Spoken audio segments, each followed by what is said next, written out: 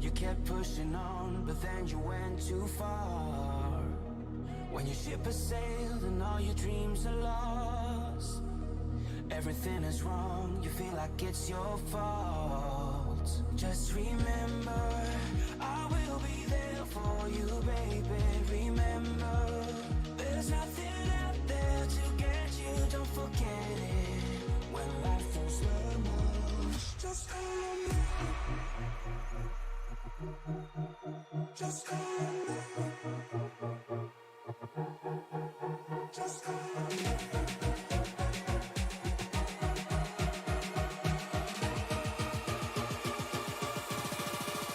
Just call on me.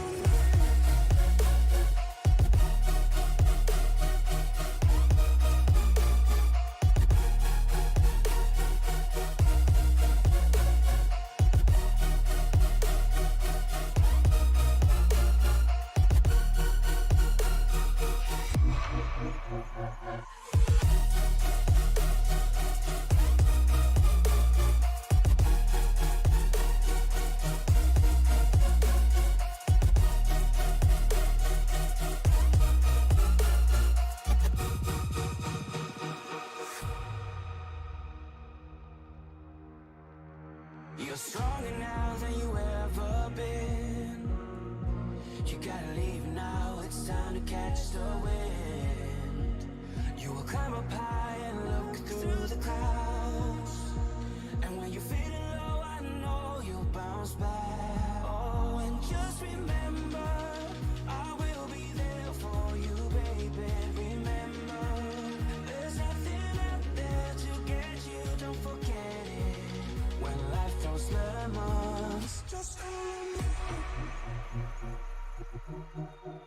Just call on me. Just call on me.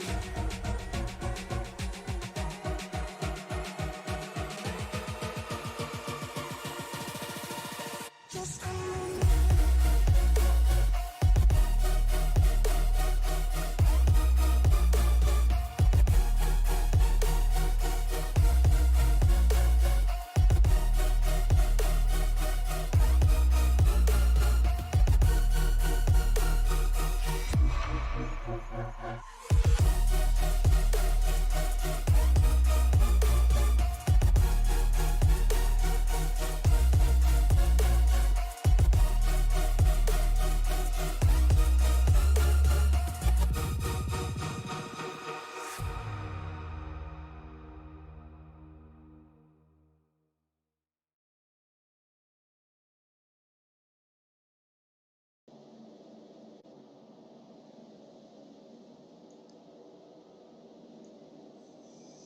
Welcome to Music City, USA, home of country music, the Grand Ole Opry, and some of the best barbecue in Tennessee, as we come to the Nashville Superspeedway for round number 17 of the Sunday Night Cup Series. Good evening, ladies and gentlemen. I'm Tony Trapasso, joining you tonight for this points race. Hopefully, Matt Mettler is going to be able to join me, but the weather down where he is in Florida is atrocious right now. He just lost power a little bit ago. Hopefully he can get that restored and join us momentarily. But round number 17, all important coming into tonight. Let's take a quick look at the weather conditions. 82 degree ambient air temperature, 48% water drain. That's not too shabby for the mid-10s. Partly cloudy skies, 8-mile-an-hour winds gusting up to 12. That's going to wreak some havoc tonight, especially on the backstretch. As that seems to have been Calamity Corner here during the hot lap session. Track temperature, only 91 degrees. And I say only because we have seen a lot of high triple digits as of late. So that's not too shabby for these cars. But the wind has me a little bit concerned coming into tonight. I'm counting 28. Make that 29 haulers in the infield as a couple last-minute stragglers just joining up now. About a minute left in the hot lap session. Take a look at tonight's race rundown. Presented by Preen Lawnscaping. Let's us take a look here.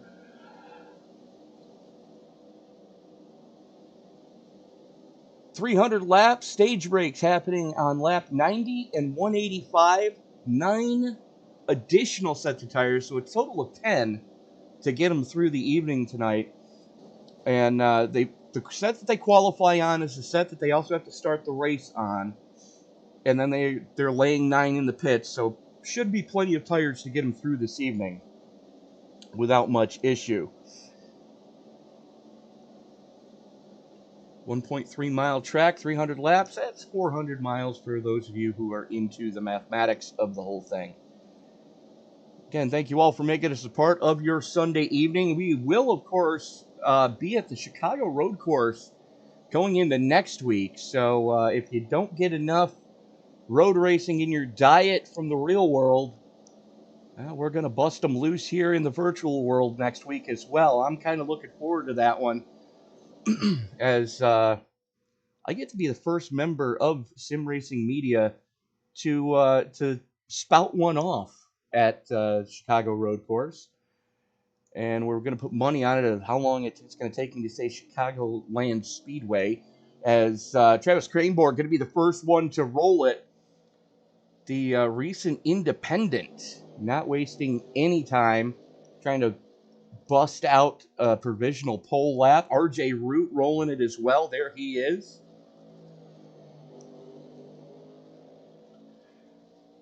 Nick Stein rolling, Brandon Edstrom rolling, all Fords so far. A very Ford-heavy field. And as a matter of fact, there's only 4 Toyotas and only about 10 Chevys. Everything else is a blue oval.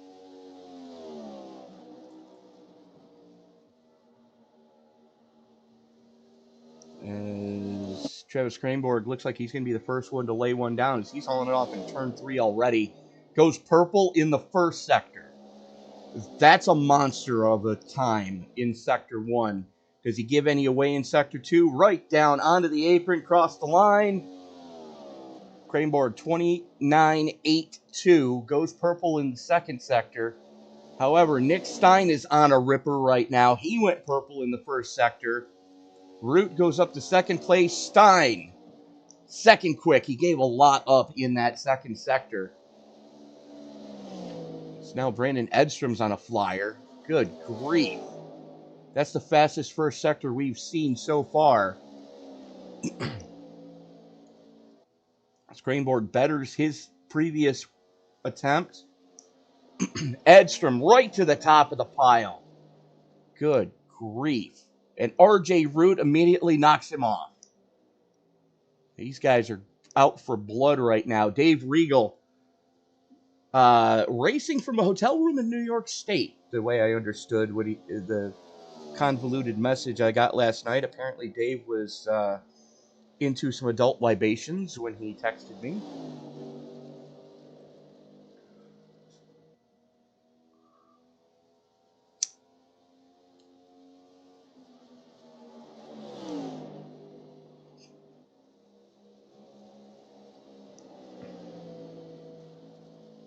First lap for Regal is going to be a pretty solid one.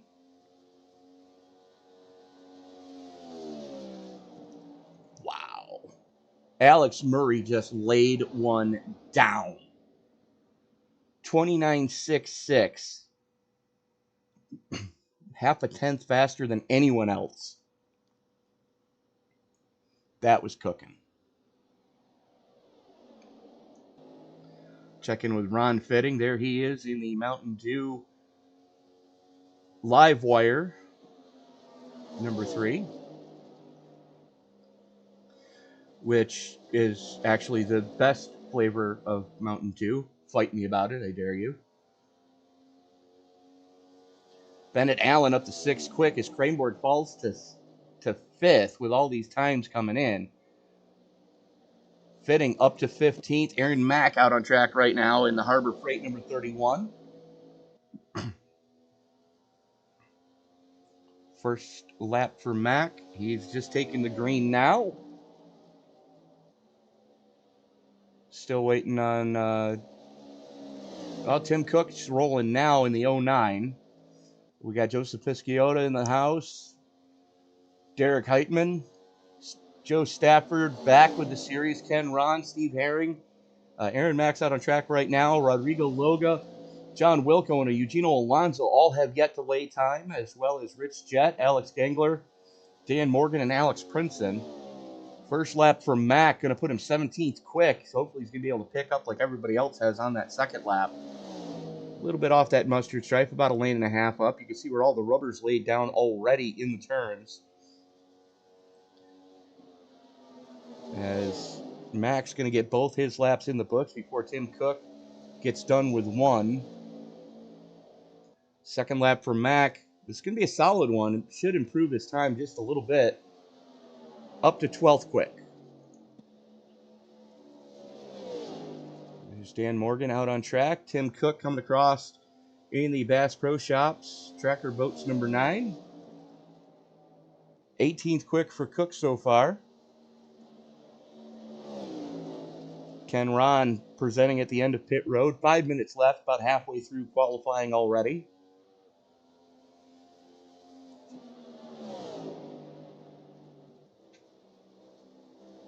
As we're going to stay with Cook as he's coming out of turn 4. This is going to be a solid lap. Should improve. Does not improve. Wow. Improves his time, does not improve his position. As there is Morgan.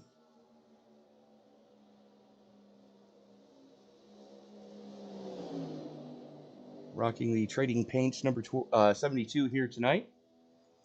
Derek Heitman coming out on track. He is now getting ready to start his first flyer. Morgan's on his second. Coming out of turn 4. This is going to improve his time, that's for sure. Question is, how much? Not enough. As Heitman now on the clock in his Ford. And for those of you keeping score, Fords currently have the top 5 spots. The highest running Chevy so far is Bennett Allen's 15. He's going to be rolling off 6 currently. As we're going to keep an eye on Heitman as he's coming out of turn 4 for his first flyer. Now everybody has picked up on their second lap. Heitman goes 18th quick on his first one. Rodrigo Loga rolling off pit road now.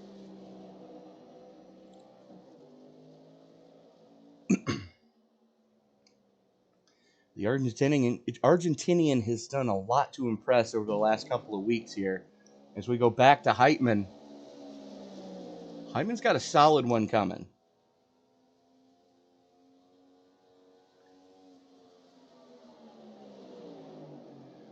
Wow. Derek Heitman to the top of the heap.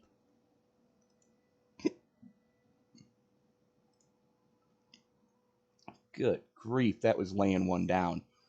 Loga now on the timers.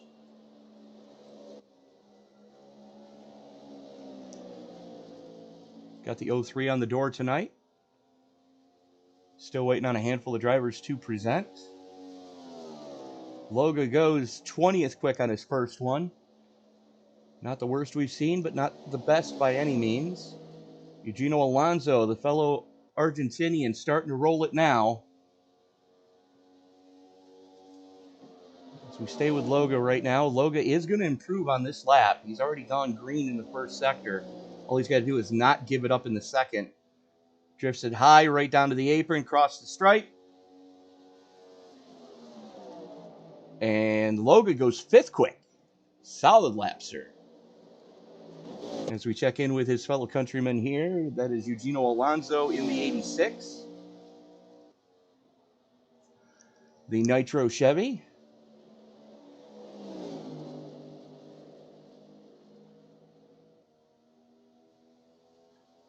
Down the LI back straightaway with a good head of steam here on lap 1. This is going to be a solid one. It's going to be a very solid lap. Alexander Gangler now on the clock. He goes solid his first sector. You see what Alonso's going to rip off. 21st on his first lap. There's US Air Force Ford of Gangler. First lap for him, only 23rd quick, as he's now going to have to really pick it up on the second lap, as Eugenio Alonso has picked it up on the second lap. This is going to be a very solid run as long as he doesn't give it all up in the fourth turn. So far, so good. Across the stripe.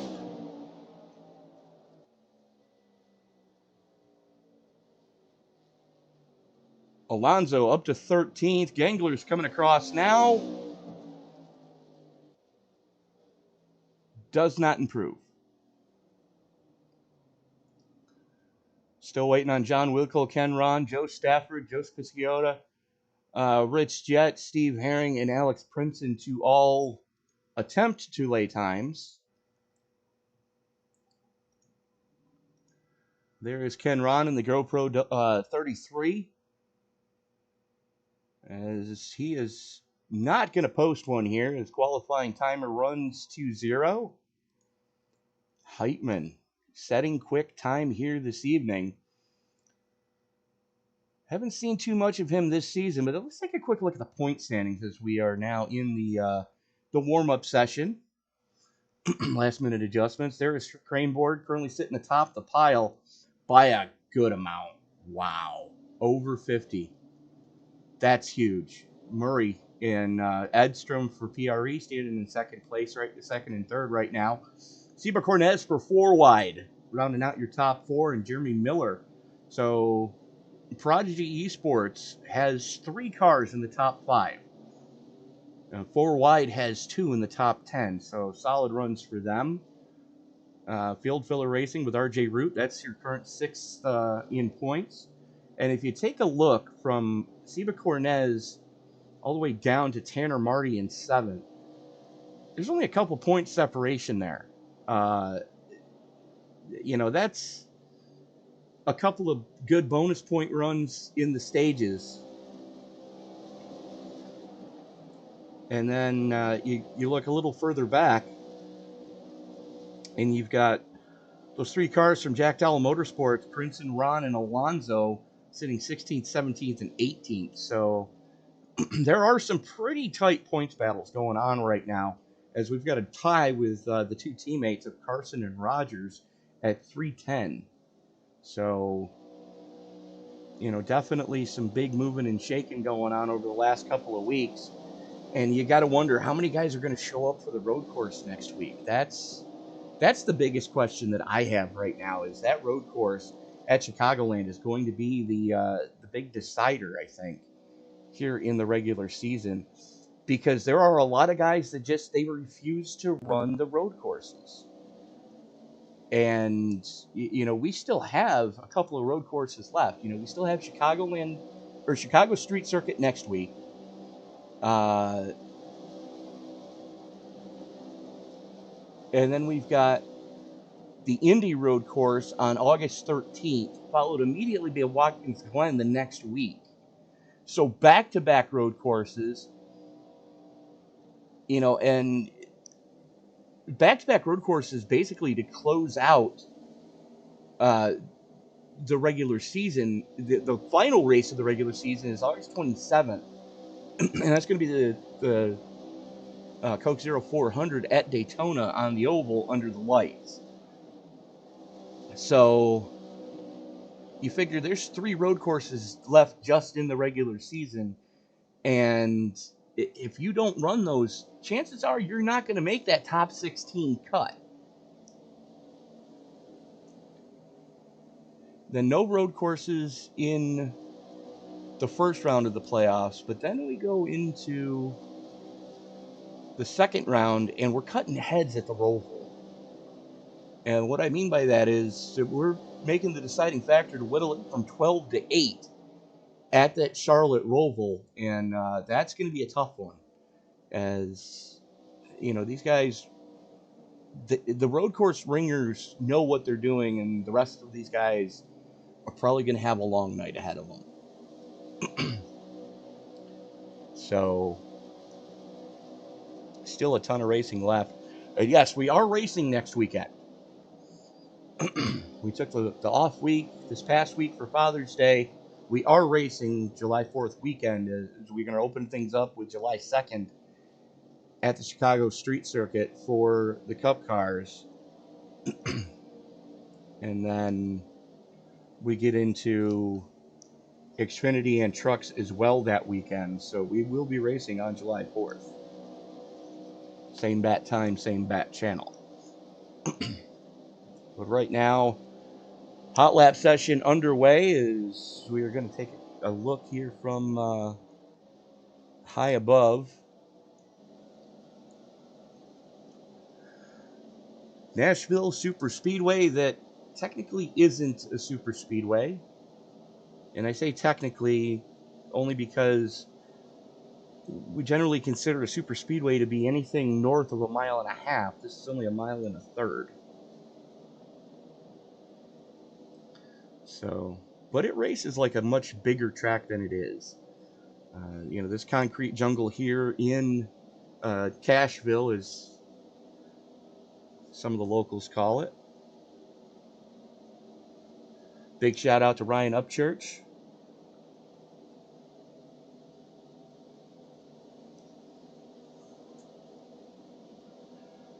Thank you all for joining us here tonight as we get ready to fire things off. Let's take a quick look at the starting lineup tonight. Derek Heitman sets quick time, 29.633. And he's going to be joined on the front row with Matt White, Alex Murray, and RJ Root in row 2, with Rodrigo Loga and Brandon Edstrom in row 3.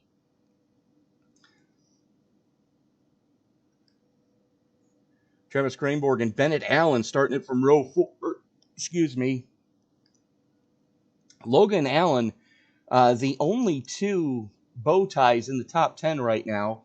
As we go back to row number 5, that's going to be Jeremy Miller and Nick Stein. Seba Cornez and Jeff Carson going to roll off from row number 6. Row 7, going to go to Eugenio Alonso and Tanner Marty. Aaron Mack and Chris Claude from row 8. Row 9 sees Dave Frug Jr. and Sean Rogers.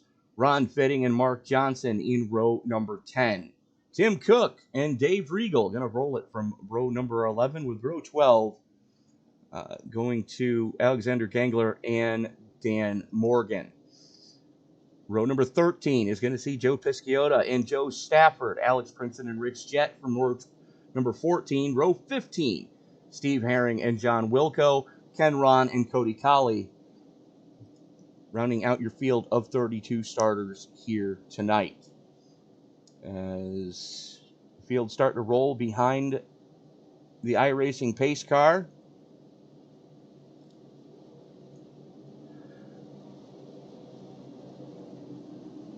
Heitman, one of the newest members for PRE, going to roll it from the pole position. Lights are still on the pace car. So that's some good news.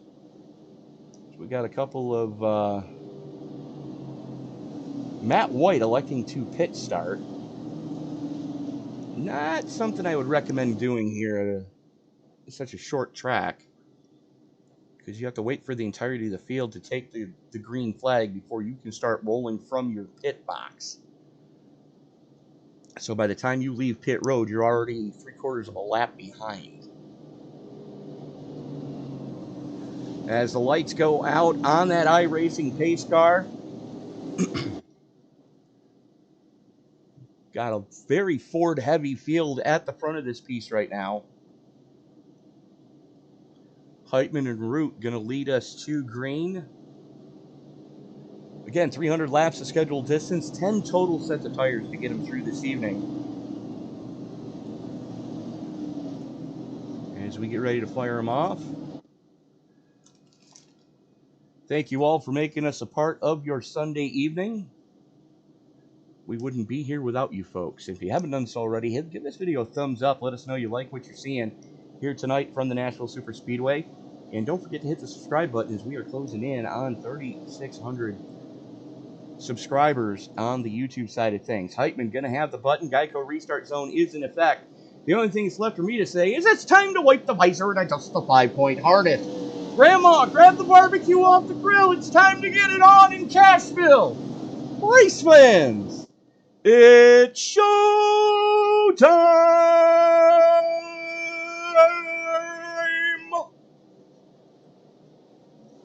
Green flag comes out. Heitman drops the hammer, and we are underway.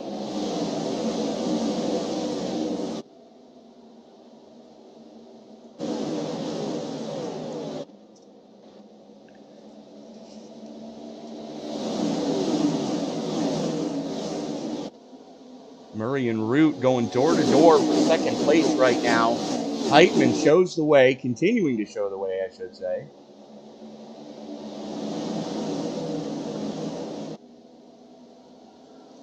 Good head of steam. Heitman's going to lead lap 1 as RJ Root does wrestle second place away from Edstrom, if only for temporarily.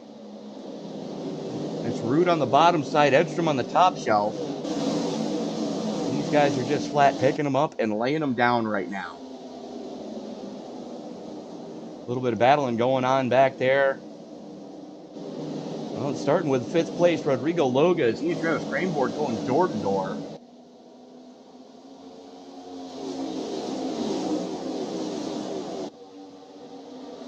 Three wide. Loga caught in the middle as here comes Miller and Craneboard. Craneboard on the top side. We've got contact. Oi, everybody had that one well spotted. Now Loga and Corn. Loga is way off pace right now. He's still trying to get the handle back on the 03. Probably scared the bejesus out of him there as there was contact on the back chute. As Loga continues to backslide, he's now falling into the clutches of Carson. And we've got a caution as towards the back of this piece. Oh no, Gangler and Morgan getting into each other. Let's take a quick look at what happened here. As you see the 82 smoking profusely. Now they were in a 3-wide situation, it looks like. They saw the contact in front of them. Everybody saw the smoke and backed off. Regal sends it around the outside.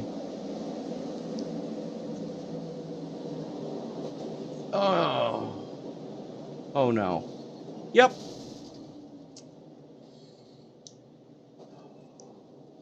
That was ugly with a capital UG. And so let's go on board with Dan Morgan. You see the smoke in front of him. You're going to see more smoke here in a second as he's now picking up the throttle. There's the contact. There goes the 82.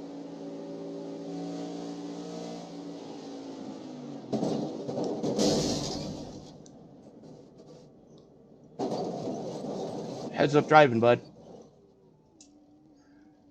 Well then.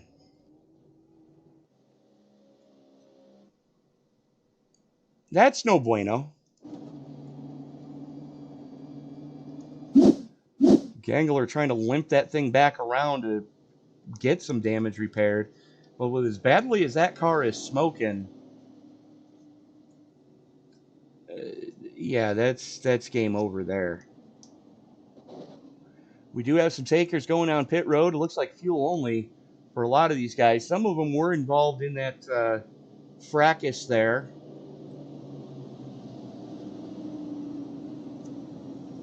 A lot of these guys, though, Jeremy Miller took tires. Not sure I agree with that assessment. He was up towards the front. Definitely took tires there. Got a little damage repair on the 30.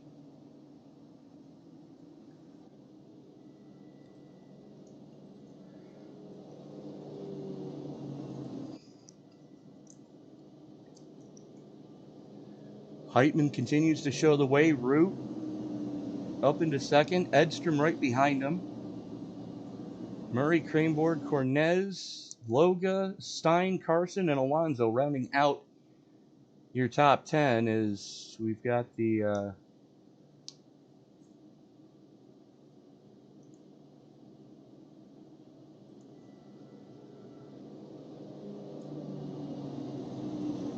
Colombian and both Argentinians in the top 10. So good showing from our foreign drivers here. Sorry, Uruguay national. I knew I was going to screw that up. Sorry, Steve. But Seba Cornez representing Uruguay. Loga and Alonso both flying under the Argentinian flag. Everybody else repping the red, white, and blue of the greatest country on the planet.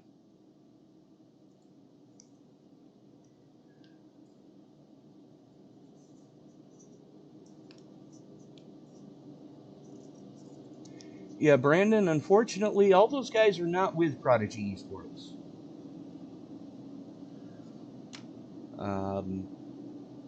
Some stuff happened. I don't know exactly what, but some stuff happened a couple weeks ago, and those guys are not with Prodigy anymore. A couple of them are. I think Heitman might be. I think Edstrom and Murray are.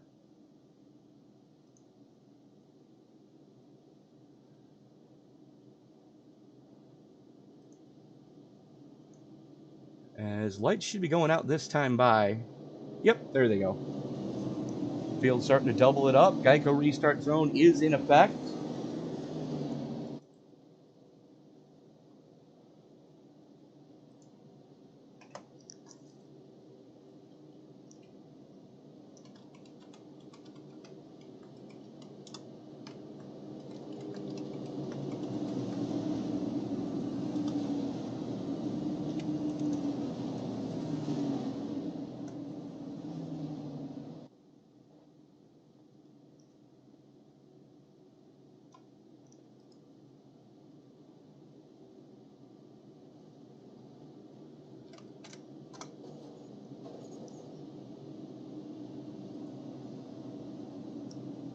Bear with me, folks. Just trying to see what's going on with my normal broadcast partner.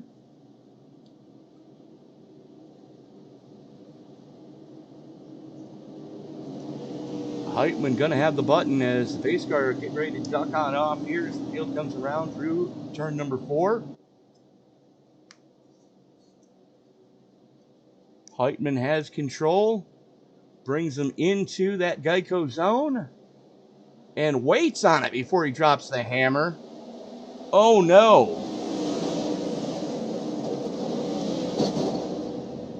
Yep.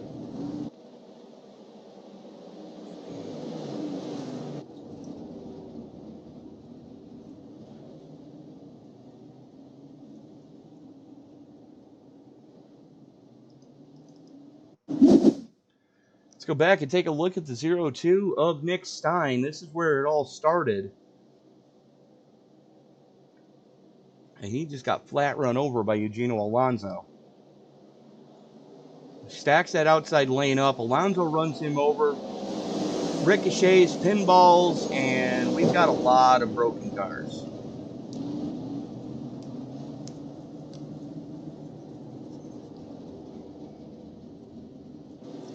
Stein involved. Aaron Mack catching a piece of that one.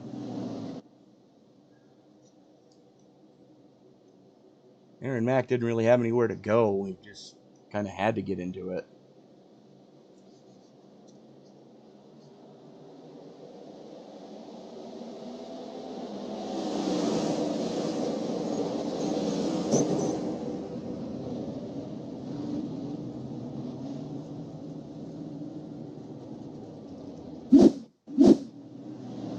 Sean Rogers in the 44 caught a huge piece. He got knocked around. Keep your eye on that 44 on the top side, right behind Alonso. Boom, boom, boom. I don't want you in my room. These are the dad jokes. Stay with me, folks.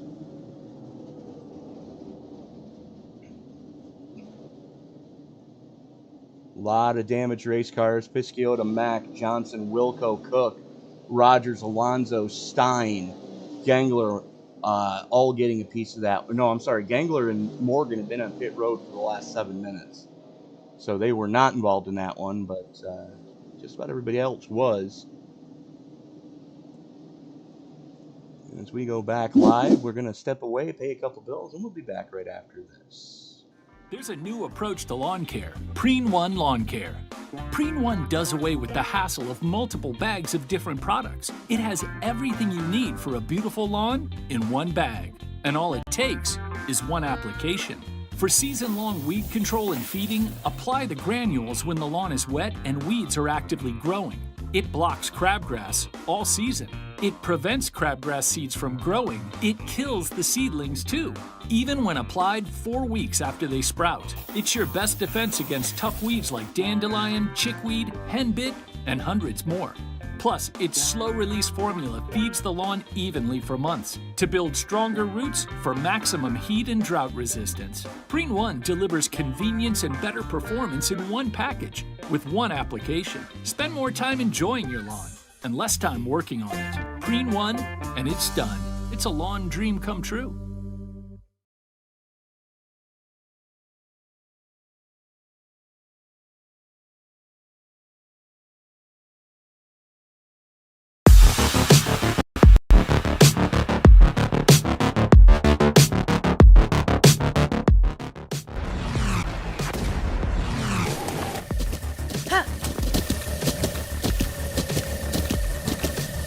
With the Butt Kicker Gamer 2, what you see and what you hear is what you feel.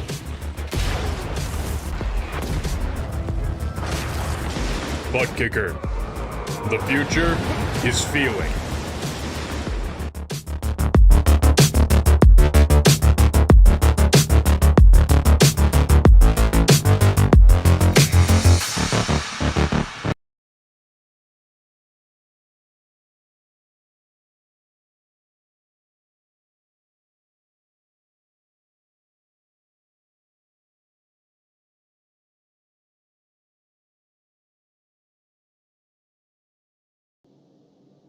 And we are back at Nashville. A little bit of shaking and baking going on here under this caution. A lot of guys having to come down pit road whether they wanted to or not. Heitman and Edstrom now going to lead us back to green. Bad news for everybody else. RJ Root has finally gotten to the bottom lane, and he's got Travis Cranborg right behind him. So, yeah, this is about to get ugly.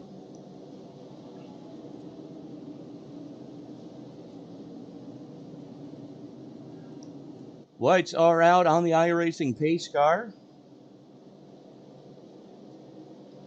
as we're getting ready to put lap 13 of 300 in the books. Now, remember, folks, we are taking a stage caution here tonight.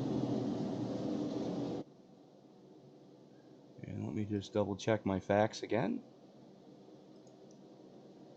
Yes, first stage caution will happen at the conclusion of lap 90. Heitman leads him to green, pulls the trigger, and we are back underway. As Root and Edstrom go door to door for that second spot. Loga trying to reel some spots back as he's working the inside of Jeff Carson. Carson able to keep it wound up on that top shelf. Carson +5 into the top 10. Chris Claude making some headway as well. He's hitting +5. Dave Krug Jr. right in front of him is +7. They're not even close to being your biggest movers tonight. Alex Princeton +16. Currently sits just outside the top 10. And Ken Ron in 13 is +18. As he's working on Jeremy Miller. As I said, Jeremy Miller's working on him. Bennett Allen down there as well.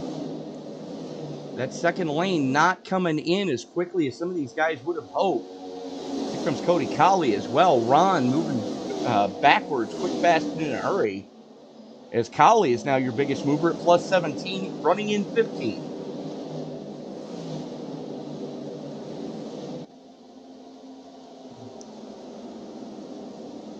Mark Johnson working the inside of Dave Regal. Regal trying to battle back on the high side. Which do you prefer, Wawa's coffee or Star Schmucks? I said exactly what you folks think I just said. I don't drink coffee, so I don't care. Sean Rogers now working his way by Regal. Regal now back even with the board, as is Tim Cook after that earlier issue.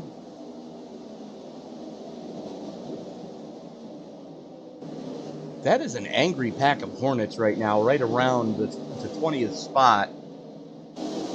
Oh my God!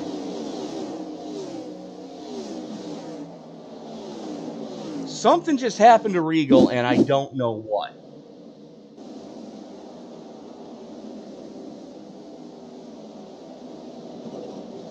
He's door to door with the 48.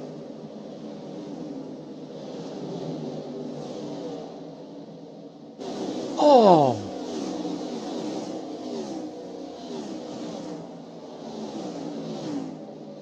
Let's watch that from the eye in the sky as that car is annihilated. I'm going to go out on a limb and say that it looks like the back end started to wash. Dave tried to catch it and overcorrected. Yep, there goes the back, there goes the front, and there goes the front clip of the car. And there goes the engine. Wow. What a shot Dave Regal just took.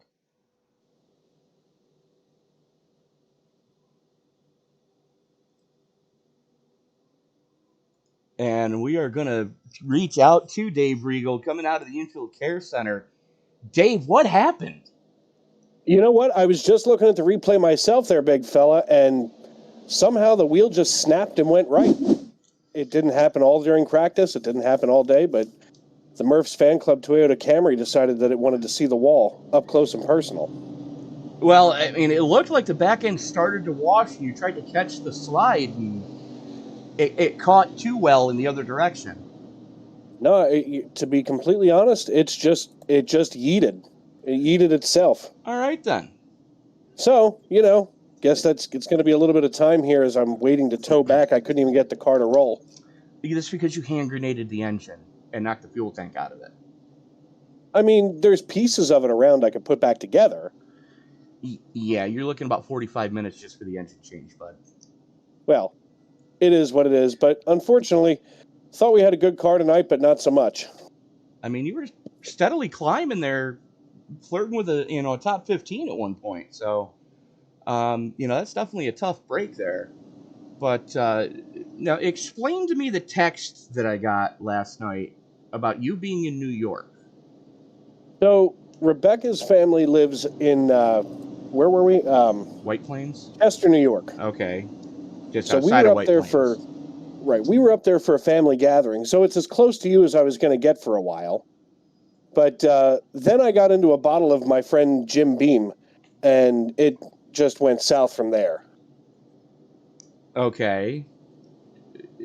Explain. But I was thinking even in that state that I could have managed to get my way up there to Syracuse. No? Well, I'm just outside of Syracuse. It would have been about a 3.5 hour drive door to door. A 65-hour walk, which definitely would have sobered you up. I mean, I probably could have used a 65-hour walk at that point. But yeah, so it was a long night, but it was a good weekend with, family and, but I was thinking about you while I was, plowing through a bottle of Jim Beam. That's kind of scary. Usually it's only my exes that, oh wait, technically you are an ex because we don't broadcast with each other anymore. So no, yeah, that explains the bottle of Jim Beam. Right. And I mean, to be fair, maybe we should work together again because I work all by my lonesome on a Monday and Tuesday night. Well, you need to find somebody to take over, and you can join me for the King of Cali for a few weeks on the All Pro Super Late. Well, then we have to talk to the powers that be. Absolutely. Well, you're welcome to join me right now, considering that you're on pit road for a while, bud. I don't have that computer booted up. I don't have that capability right now. Actually, you know what? Look for your text because we do need to talk at some point off the air. Oh, crap. No. It's nothing bad. I promise this time. Okay, because, I'm still walking funny from the last time you sent me a strange text. I mean, it was just a long and intimate evening for the two of us. In Alabama, maybe. Well, I mean, it was fine. It was Arkansas. It was like suburban Alabama. But regardless, there probably will be some times where we're going to be able to work together in the upcoming future here. Woo! I know. It's very exciting. Now we just got to get Frank back in the booth with me, and we get the team back together. Well, you know how it is with baseball season, and quite frankly, you and I both know baseball season is king. No. Speaking of kings, I see Mr. Matt Metler sliding into the booth. Better late than pregnant. That's true. He had a big weather thing going on. Yeah, the weather is definitely playing havoc with some East Coast traveling right now. Well, now, Dave, being as you were out on track tonight, how treacherous is it out there? To be completely honest, the track felt great. The car felt great, and we've had some incidents here, but as we get ready to go back green here, I think you're going to see some of these drivers go single file and start to pick one another off one at a time.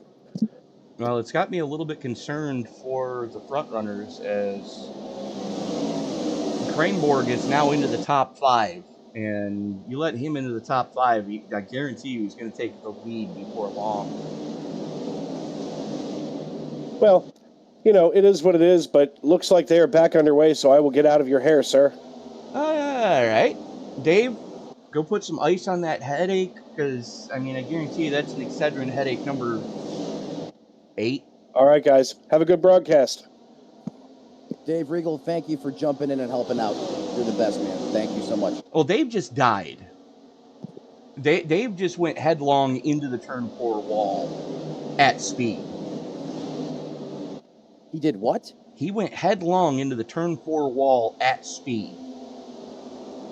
Goodness gracious. Yeah, so we were talking to him from the Infield Care Center. But right now, Derek Heitman, Brandon Edstrom showing the way up in front. Tanner Marty looking for position on Dave Krug Jr. Not able to make it happen there. As we've already had some takers go down pit road. Looks like they're going to gamble on a fuel run here, as RJ Root and Jeremy Miller both went down under that caution to top off with fuel, which is why they are back both just outside the top 10 right now. Had a lot of takers going down pit road there. Yeah, you're not going to keep those guys back there long. We know what they can do. 69 time, RJ Root and company, they always bring it to the front. And you're right, Tony. If there's a strategy to be played, look for the Prodigy boys to throw that into the mix. And look who's running right together there, nose to tail. You got Raymond Root in 11th. You got the 80 of Mark Johnston, Jeremy Miller there in the 30. You can always count on them to be battling hard out there on the racetrack. Good gaggle of cars right there, all battling for position. Chris Quad having a good run, being shown there in 11th position right now as well, just outside the top 10 in 11th. Yeah, absolutely. But look who's right behind him. He's got RJ Root behind him and Alex Princeton right in front of him. Those are two very strong cars. As now Root works to the inside of Claude, down the Ally, back straightaway. Fairview, Tennessee native, so we've pretty much called this a home race for Claude, as that's just up the road from Nashville. Everything's just up the road from Nashville. Just ask anybody from Nashville. Well, that is true, and you're right. So he's going to want to perform well here, and he is executing and doing so through the early going of this one. He has had some very solid runs over the last couple of weeks, too. No, he certainly has.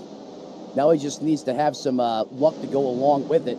But, just coming into this race, again, I apologize for being late, folks. Just Mother Nature was not having it here in South Florida this evening. But we got one in the grass. It's Aaron Mack. Yeah, Aaron Mack there in the 31. Awful slow on the racetrack in that ZL1 Camaro. Obviously, that was going through the woods. Yeah, he was definitely doing some lawnscaping with the 31 Harbor Freight Chevy. Leave the lawnscaping to Preen. Oh, back end washes out, and how he kept that straight. Sideways through the grass and did not wad it. Wow. Don't see that every day. Wow. That is impressive. Impressive driving. That's save of From the Aaron season Mack. right there. As now He he's did got about that. everything and execute a X Games style jump as he went through the grass. I don't have no idea how he saved that. Oh, Tony. no. I saw the X Games style jump the other night. The league that you usually run with on Friday nights, they held a fun race at Irwindale on the figure 8 track. Yeah, we played Captain Kill 'Em All. Yeah. And that was fun. It was a great way to kind of just completely reverse the tables and everything that you don't do out there on the racetrack. You know, being able to just kind of go purge mode, iRacing, if you will. It was a lot of fun. Yeah, pretty much. There's a 71 there going to battle with the 19. Dude colors on that car here this evening. Close battle here. That's Alex Princeton in the 19, of course. Jeremy Miller right there with him just in front. And then you got the 15 of Bennett Allen. He's been coming on strong here as of recent, too. Look at him. Look how well he's able to rotate the bottom just right there on that yellow line. But the 19 of Princeton seems to get a little bit better with the run off the corner. Well, Princeton's currently your biggest mover at plus 16. Out of Minnesota, don't you know? But, you know, Princeton, he's clawing his way up there. That's for darn sure. And, you know, Lake Elmo, Minnesota, that's not all that far of a drive from Chicago, where we'll be next week, Matt. I don't know if you're prepared for that, but flak jackets are in the trunk of the rental car. I even brought some riot shields just in case. That'll Sounds be my fair. first trip to the Windy City. However, I have spent some time on the simulator to try to get myself familiarized with the course. Heitman and Edstrom were door to door there going down the back chute. Edstrom's going to cross him over coming out of turn number 4. But yeah, you're absolutely right. Next week is going to be a trip as we go to the Windy City for the first time. Actually, downtown Windy City, right there on the riverfront. And you and I were talking the other day that there's already been some issues with some of the vendors losing some products already. Yeah, that's not a good sign. I mean, and that happened, you know, from my understanding, almost a month or so, or if not more ago. So certainly that's an opportunity. Oh, it's the beginning of this month.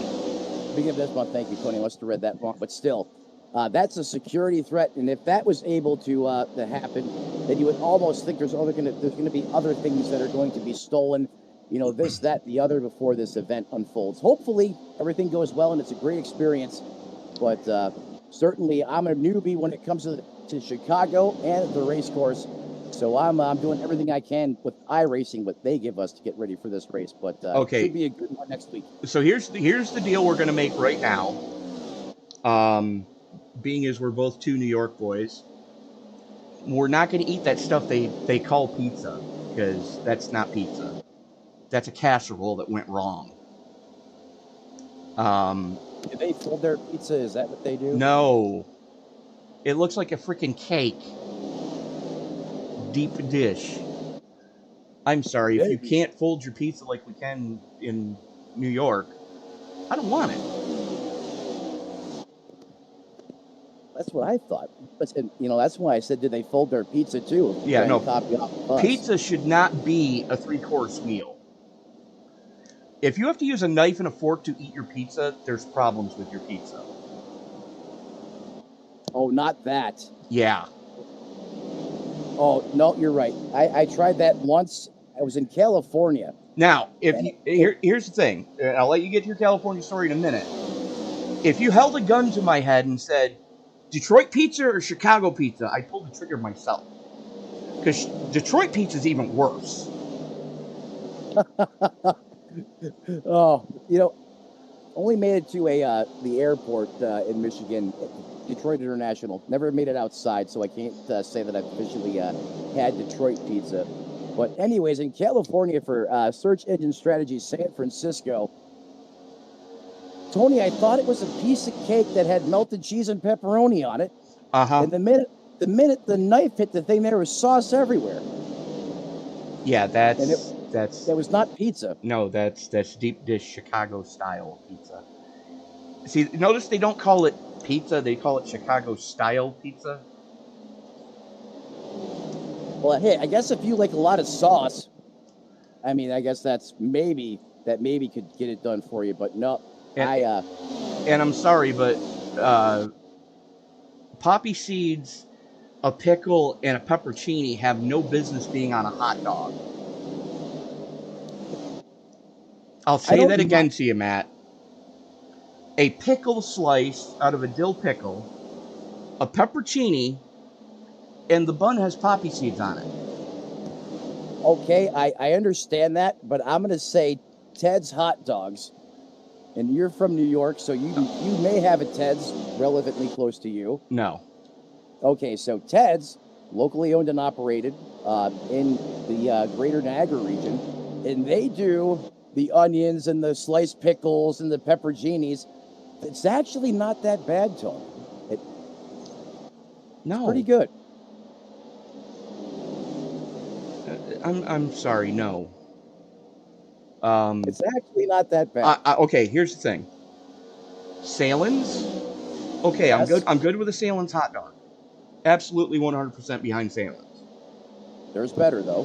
Because Joe Salen, he has the official hot dog of Watkins Glen. Hoffman's? Absolutely. Any day of the week, I'll eat a Hoffman's hot dog. I can Hoff down the Hoffmans. For my third New York pick of hot dog, I would go with Swaggles over Nathan's. I would too, because Swaggles has more of that pop you're looking for. Yeah. And Nathan's are just, yeah. You might just as well serve Oscar Mayer at that point. Yeah, you can't get that texture. You can't get that, you know what I'm talking about when you bite into a hot, exactly. Because they don't grill them, they boil them. Well, that's the problem right there. It's all about the preparation. Yeah, you've got, flat top, cast iron grill. You can do grated grill, but I prefer a cast iron skillet style grill. Like a Blackstone or something like that. And, Matt, if you ever make it up here, we're going to Hyde's. Deal, you got it. I'll be back in New York sometime in the future. And you got it, Tony. When I do venture back up there, we'll go to Hyde's and then maybe some downhill snow trooping at the same time or afterwards. Hard no, because I'll never get to the top of the hill. Yes, you will. How? Chairlift. You do realize I can't walk, right? I have a solution. Why am I worried? It's okay. You'll be perfectly fine. You just got to sign a couple waivers and blindfold yourself until we get to the top, and it's all fun from there, I promise. Dude, my helmet's in Ohio. You got plenty of time to prepare for this. You just have to have faith. You have to trust your broadcast partner. DTA, brother. I love it. Don't trust Austin. Well, I'll tell you what, he's got a lot of trust in their race car. How about Tanner Marty in the 29? That man's up 23 spots so far. Cracked the top 10 in 8th. How many spots do you have him up? I got him plus 23. Plus 6. Oh, that's right. You joined after he crashed. That's right. That would be mildly off. No, our biggest two biggest movers right now are Ken Ron in the GoPro 33 and Alex Princeton. There he is in the Caribou Coffee number 19. Both sitting plus 14. Princeton's sitting in 13th. Ron's back in 17th. So both those guys are on a move back forward. Neither one has been down pit road yet. And of the people that have been down pit road, at least for fuel, there is RJ Root back to 7th. He's back into the top 10. Jeremy Miller back even with the board of where he started this race in 9th. Both those guys came down for fuel. Matt White flirting with the top 10 again as he started way up there. He had an amazing starting spot. and unfortunately, decided to gamble on a fuel strategy, and this could pay off. It could possibly backfire, because I don't know what the fuel fill is tonight. I forgot to look at that. Well, I can tell you this, Tony. When we have seen Matt White in competition, that man knows how to qualify, just like some of the best of them in the Cup and other series that we broadcast. That 48, always bad fast in qualifying. Hasn't had the finishes he's wanted. He had some trouble, some contact, other things that have taken him out of the race. But certainly that 48 car knows how to get it done. When it's time to put the hot laps up on the racetracks, he sits there in 11th position. Well, he and Derek Heitman started stem to stern when this thing kicked off. Heitman had the pole. White started in third. Yeah, I'm not shocked to hear that at all, as they always seem to do a really good job in qualifying. And look who just got into the top three. Southampton, New York. We were talking about New York. It's Kismet. Travis Cranborg up into third after starting sixth. Yeah, it doesn't take that kid long to really make his way through the field at any track or any surface we've seen him compete on throughout the course of this season. There's such a great talent inside that Ford Mustang. Travis Cranborg, always fun to watch him on the racetrack. So is that guy right in front of him, Alex Murray in the 22. I mean, he was just absolutely brilliant last week.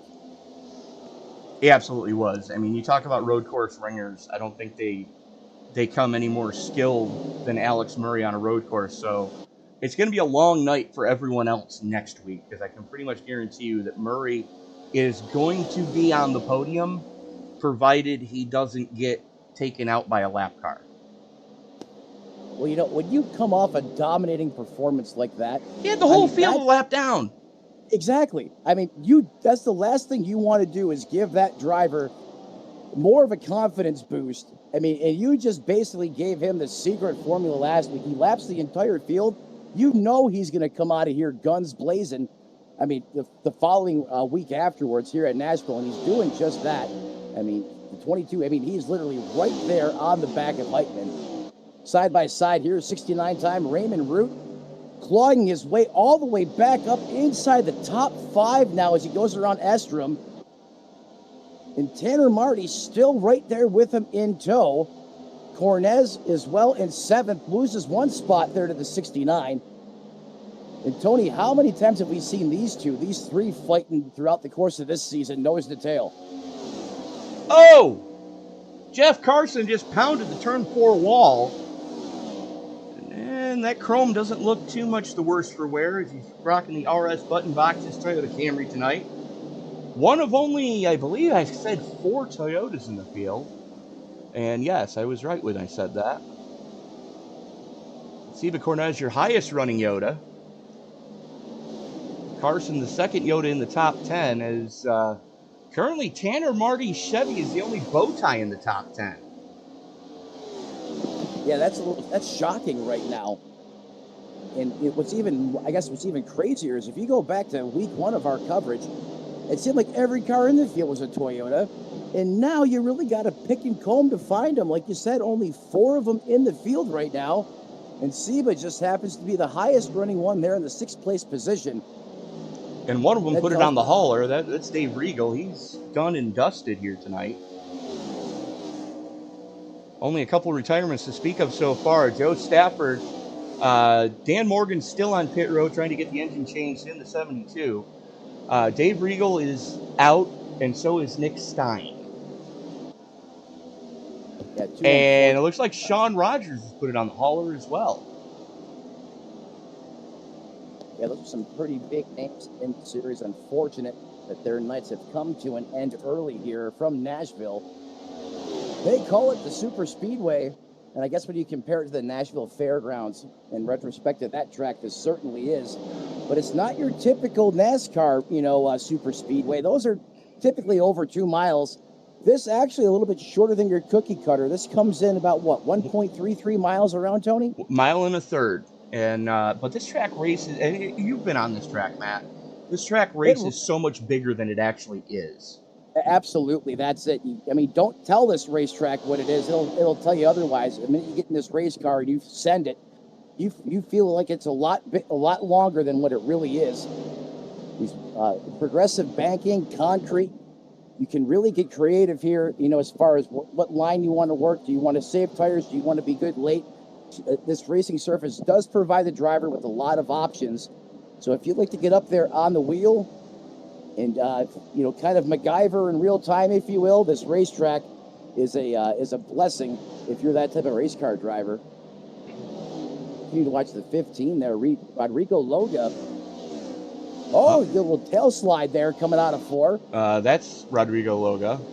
We were looking at Bennett Allen.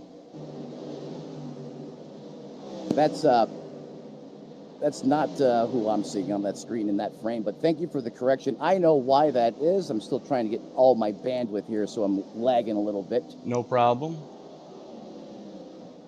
Right now at the front of this piece, Derek Heitman shows the way. He's got Murray and Cranborg right there with him.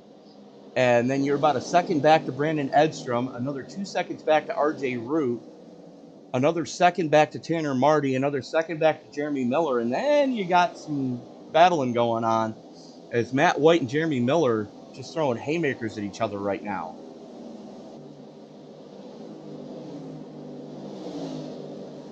And if you were paying attention, that was 6 Fords,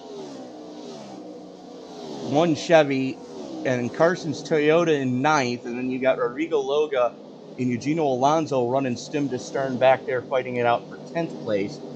The two Argentinians doing battle right now in Nashville.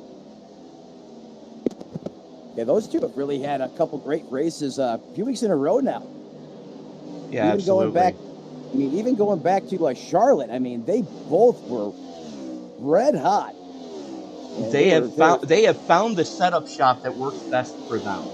They certainly have. They've exploded onto the scene, Tony. I couldn't have said it better myself. They've found something between the two of them. Very similar driving styles for the two of them. So they have found something. They're sharing between each other. And, they're having the finishes now. Yeah, because, they certainly weren't getting them at the beginning of the season. In fact, this series was not kind to them. And when I mean not kind, just the results on the racetrack. They were just getting caught up in everything, it seems like. They couldn't even be out on the racetrack without catching a tire or a part of a race car to the face at times, it seems. But you're right, that ship's completely turned around. And they look like a completely different organization out here on the racetrack as they run stem to stern, as you said, in 10th and 11th. Well, as I'm looking here, Eugenio Alonso has moved into the top 18 in points, and he's not that far off of Alex Princeton, who's in 16th in points. And Kavaja Holt's not even here tonight. So, there's definitely some movement to be had.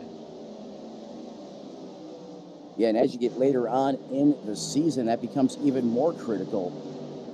Yeah, Kavaja Holt's going to certainly want to try and mitigate or minimize points loss here as we continue to move throughout the course of the season, especially with some of these drivers really starting to catch stride now. Later on in the season, you got to be out there making starts to maximize points. That's NASCAR 101. Oh, it absolutely is. Alonso continues his climb back forward. Got tripped up there on one of the restarts. The accordion effect caught him, and he blasted, I forget who, and then got blasted from behind. But there is the Buenos Aires native, and me too. Sharp-looking picture.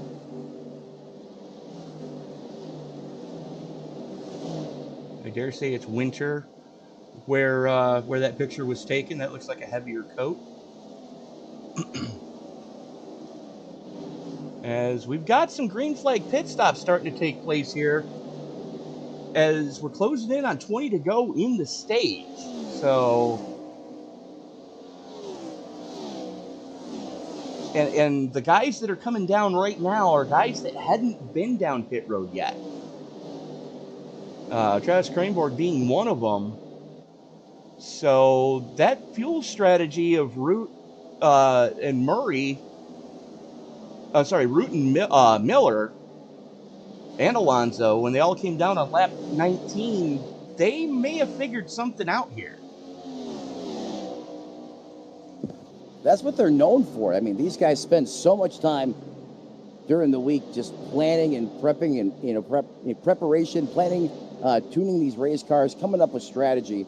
No, that's not a shock to me that they may have something up their sleeve, the joker, the ace, if you will, coming into this one. Is you're right, Tony, working lap 70 now and still have yet to come in, as you were just saying a moment ago. Remind me never to play poker with you. How many damn cards you got up your sleeve? Right now or in general? Usually. Because I know it ain't cards up my sleeve when I'm playing poker.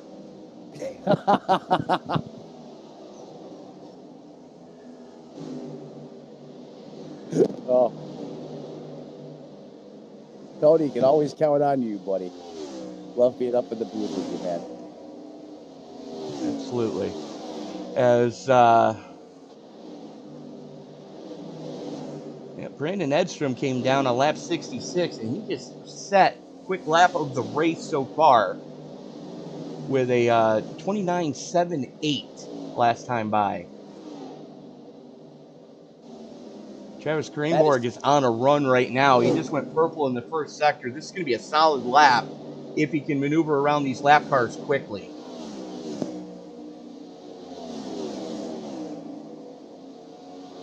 Let's see how he comes by at the line this time. And you're right, purple in sectors 1.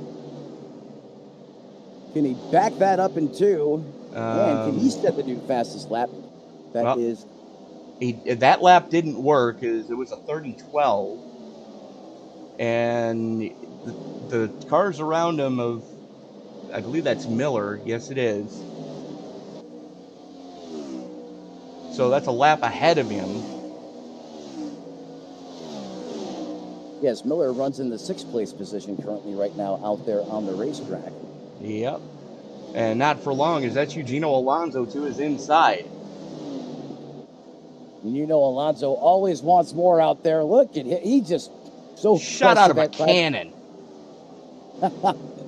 You know what? I love watching him race, but I hate racing against him.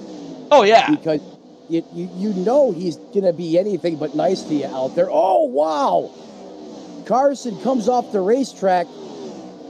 Alonso right there. Ooh. Not sure if Eugene knew he was going down to pit road, but anyway. Let's watch that again. Woo. And that wasn't Alonso, that was Loga. Loga, I'm sorry. This is going to get interesting. He had it spotted, gave him room. That was a little closer than I would be comfortable doing, but, no harm, no foul. And you got to wonder when is Heitman going to come pit side? He's been out there for 76 laps now. We are 15 to go in the stage. If you would have told me at the start of this race that we'd have cars remaining on the racetrack with 15 laps to go in the stage, I would have laughed at you. I would have said, no way. But yet, here we are. But you know what? That's one of the reasons why we've seen such a great increase in competition and the performance in this series throughout the course of the year. These guys just try to attack every angle and leave no stone unturned. And when they do that, that really puts on a great performance each and every Sunday night here in primetime. Is now Alex Murray is going to cycle back to the front. 22. Oh, we got a car in the wall. It's Edstrom. Well then, that's a reprieve. Just as I believe the leader went down pit road. No. Oh, there he is. Heitman still on the racetrack. Oh boy. However, that caution flag is back out here in Nashville. Our third caution for incident. Let's go back and watch that again, because I have no idea what actually caused that one. He's working the inside of Seba Cornez. Oh, okay. Yeah, Seba was trying to get by the lap car there, and unfortunately, Edstrom came out on the losing end of that exchange.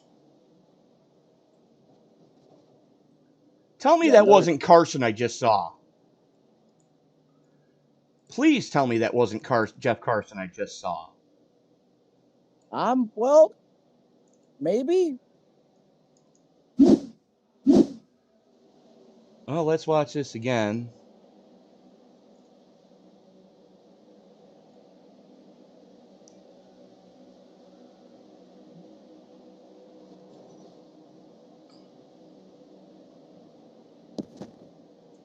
Watch this.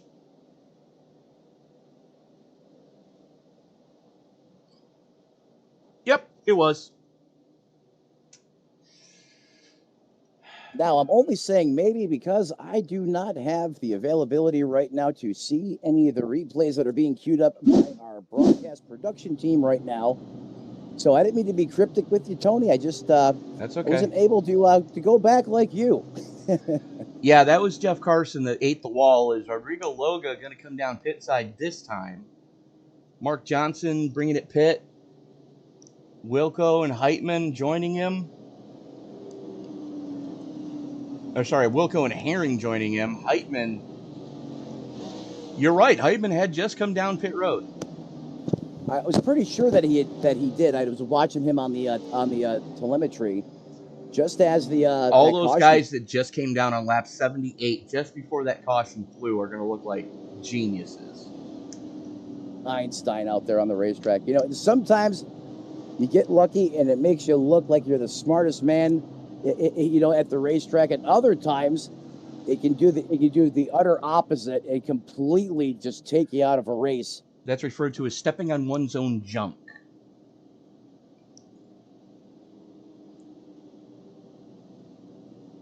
And even in a wheelchair, it happens more often than I care to admit. So we're going to have about a 10-lap shootout here for the stage caution.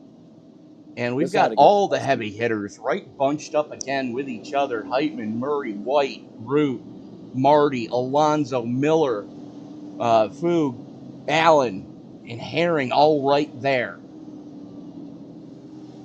All your favorite noisemakers at the front of this one. And why not, as you get closer and closer here to the 4th of July, these guys definitely bring the boom up here. This is going to be one heck of a 10-lap shootout, Tony. Now, here's the catch. There's Craneborg, who just got the wave around. So it's about to get fun, because he's going to have to dice his way through this field. Well, he knows how to carve his way through there if he has to. We've seen it time and time again. Yeah, but he's going to restart in that tail end of the longest line after getting the wave around. So someone better have a camera fixated on him so we can cut to him through his last 10 laps. I'm telling you, that kid's going to be exhilarating. Oh, I'm keeping an eye on his name. But right now, Heitman, he's been in command most of this race. I think maybe Murray has led a lap. That's saying something for Heitman.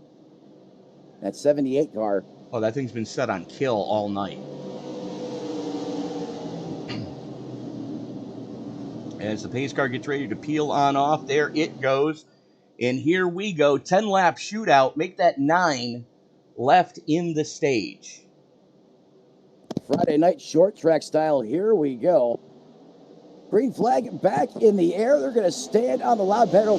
Bring those V8s screaming up through the heavens as they go through the gearbox here one more time. Derek Heitman continues to lead. Matt White now up to second in that 48 machine. Look at Rodrigo Loga in the 03. He's going to take it wide around the 69. That's going to move him up now into that 11th place position. Just in front of him, Mark Johnston and Bennett Allen. That's 8th, 9th, and 10th respectively on the racetrack. But just in front of them, big wad of race cars. Big time battling going on here at the start-finish line. Bennett Allen working the inside of Dave Root Jr. That is your battle for 8th. And they've got Tanner Marty right there in front of them. Oi. And Rodrigo Loga almost got Mark Johnson loose there. I mean, he was any closer. That 80 was going to step out, and they are door-to-door just letting it hang out on each other right now.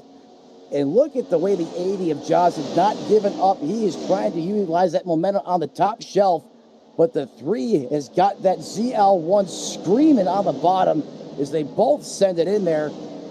Turn some of the fastest lap times that these two cars have seen all race long. As that's a dogfight for that 10th place position right now between Loga and Mark Johnson in the 80. Well, Loga's got it right now. He's got some breathing room behind him. And Alex Murray just reset fast lap of the race. That would have been good enough for pole position in qualifying, 29.63. That's what Derek Heitman put up in quals. As this battle for 4th, White and Miller just door-to-door right now. White sends it in and is going to wrestle the spot away as he cannot rest on his laurels as we are 5 to go in the stage.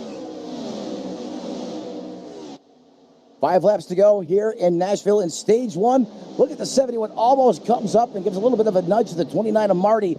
The 03 of Loga is going to really put the pressure on, as when he came down to take a peek on the inside, the 03 was there thinking the same thing. He may have had to jump on the binders just a little bit to stay out of the 71. And here we go again one more time. He's going to dial it all the way down to the bottom. Tanner Marty's going to try to use the arrow, take his line away, does a great job of it, is still able to keep the 71 of Few Jr.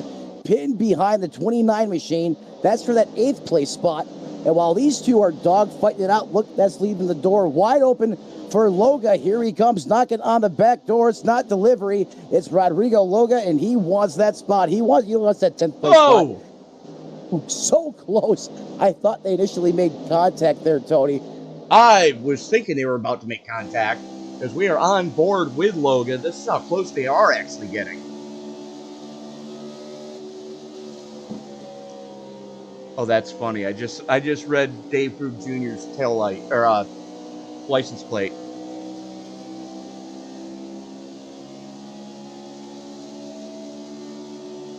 I'm digging it. It'll be 2 to go this time by. I envy you. I'm unable to read his license plate, but it says beating you. I love that. Murray door to door with Heitman. Murray's got the preferred line. That bottom side has been paying dividends all night. Complete opposite of what we have seen on previous tire models in this car. This has definitely been a bottom feeder track since the drop of the green. As Heitman and Murray still door to door as they've got Eugenio Alonso right there for company. Yeah, Alonso definitely keeping them honest. And you're right, Tony. I mean, these guys have been, just ripping the nosebleeds at these racetracks. And tonight, complete opposite. I've noticed they've been very dedicated to the bottom of the racetrack, and I wasn't sure if. Ooh, it's close. Very close. As Murray tried to throw the block on Alonso and thought better of it. Here we go. Here comes a lap in the stage caution. And there is your top 10. Heitman, Murray, Alonso, White, Miller, Root, Allen, Marty, Loga, and Foog. Rounding out your top 10, we will be right back after this word from our sponsors. There's a new approach to lawn care. Preen One Lawn Care. Preen One does away with the hassle of multiple bags of different products. It has everything you need for a beautiful lawn in one bag. And all it takes is one application. For season-long weed control and feeding, apply the granules when the lawn is wet and weeds are actively growing. It blocks crabgrass all season.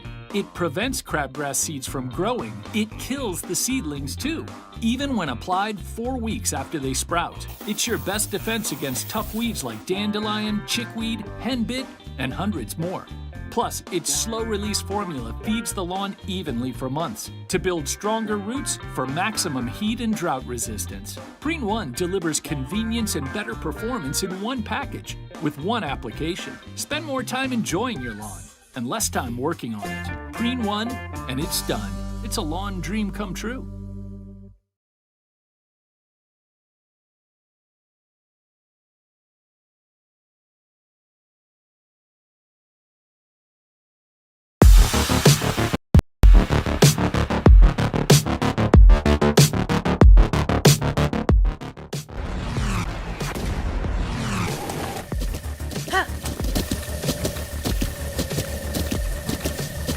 With the Butt Kicker Gamer 2, what you see and what you hear is what you feel.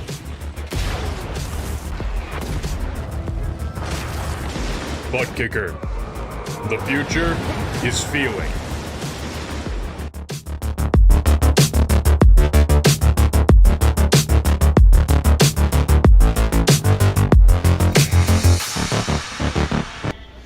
What's up, guys? Roger Debo, front tire changer for the 45 Alpha Prime car. You're watching Sim Racing Media.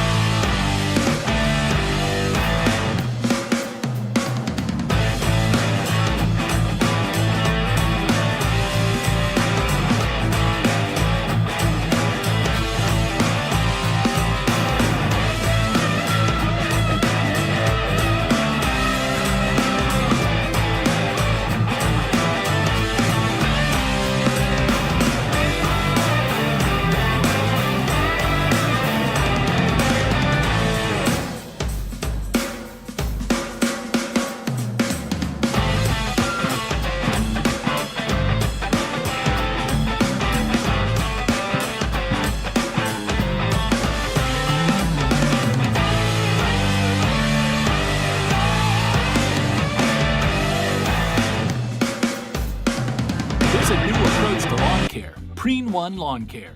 Preen 1 does... And we are back at Nashville. Lights are out. RJ Root gambling on this one. Question is that gamble going to pay off? As we have cooled off about 10 degrees since we went green. We're down to 85 degrees now. We were at 95. And RJ Root gambling taking 2. Everybody else took at least 4 except for Steve Herring. Herring only took, looks like 2. As the pace car is in, Root has the button. As he brings them into the Geico restart zone one more time. Drops the hammer, and we are back underway. Heitman not getting the restart he was hoping for. That's going to let Murray get to his inside, and this has been a bottom feeder track all night long so far. Is everybody getting single filed out towards the front? It's right around the final spots in the top 10. It's the 15 of Bennett Allen working the outside of Tanner Marty. As Craneboard gets the door slammed in his face by Edstrom and Marty. And here comes Rodrigo Loga looking to make it 3 wide as well. That's Eugenio Alonso working the top shelf now as he's going to follow the 15 of Allen through. And there is the 74 of Edstrom looking to claw his way back forward. Next stage will end at lap 180. Let me double check that number. And I don't remember if it's 180 or 185. Yeah, it's 185. Lap 185 will mark the end of stage number 2, but we got to get there first as we're only working lap 98 at 300. You re-rack, restack these boys in this series, and look at the end result. These guys are just going all out right now. And this is for the final steps in the top 10. You know, that's Tanner Marty in 9th, Brandon Edstrom, Travis Craneboard in 10th, Rodrigo Loga right there, as he now looks to the inside of Marty, and never count out Jeff Carson. No, Jeff Carson, I mean, I don't even like talking about him, and you know why, Tony. Oh, yeah. I mean, I feel like every time I do, the man's just destroying out there on the racetrack, but you're right. Look, he makes a nice move there. Tries to beat the 0-3 of Loga down to the bottom. He does. But is Loga going to have the momentum on the top shelf? Look at Carson just call it into the corner there. I can't believe it. Jeff Carson just set that Toyota on the bottom. And even with that big run that Loga got going way up top, Carson's still able to motor on by and get the spot. What a move by the 9. Absolutely. Floating with the top 10 right now as he's got a reel in Tanner Marty. That's that Nitro number 29 in front of him. As Eugenio Oh! Bennett Allen eats the wall coming off a 2. What happened there?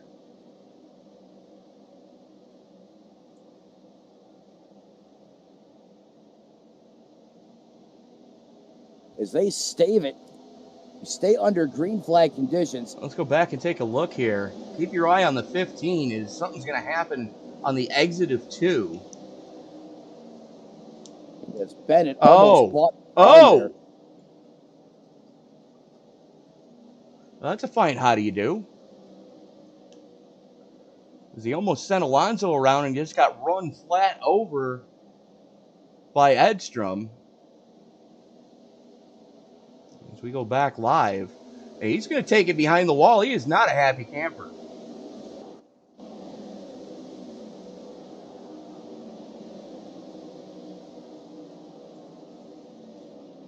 Completely ripped the right front fender off that car. Right now, RJ Root in command of this one. Travis Craneboard working on the back of Edstrom. Both these guys are back where they started in 6th and 7th, respectively. Your current biggest mover is still that 19 of Alex Princeton, as he's got Seba Cornez all over him. Next biggest mover is going to be back here with the Godzilla 77 of Rich Jet. He and Ken Ron both sitting plus 14. Jet's in 14th, in plus 14, and Ken Ron is in 17th, plus 14. There's another guy that's been on the move as well as of recent, Godzilla and Ken Ron himself in that 33. So they've been certainly having much stronger runs than they have in the earlier part of the season. Another 2 guys that could probably use some good luck on their side as well. Ken Ron, I mean, definitely hasn't had the finishes that he should have in some of these races this year. So down the 96, going to go pull it down low, try to make the pass on the 0-3. At Ford Mustang, and able to clear him coming out of the turns 3 and 4 complex. Logan gets to run those charges back on the top side, but I think the 96 is going to have the advantage. But, oh, look at the undercut attempt there. Where are you? Lap 106, Nashville. I don't even have a 96 in here. Oh, there he is.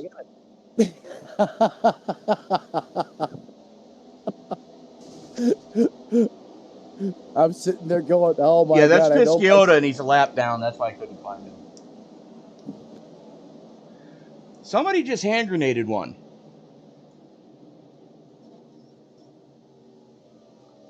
Oh, no. Alex Gangler, the bad luck continues for that man.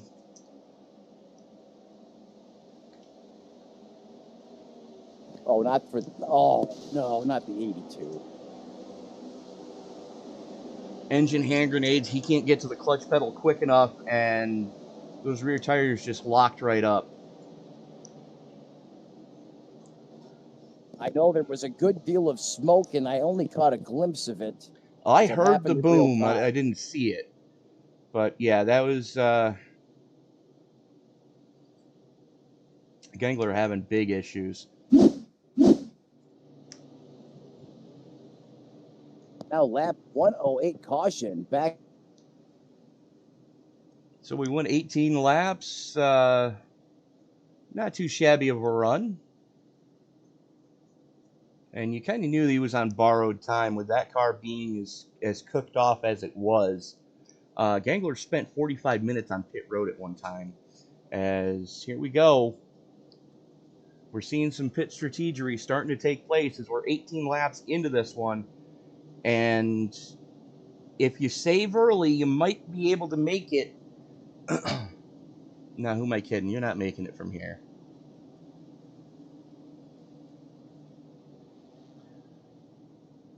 As we're looking at lap 109, and we're at the next stage caution at lap 185. So, yeah, you probably can. Everybody taking 4 here. That's a little bit surprising.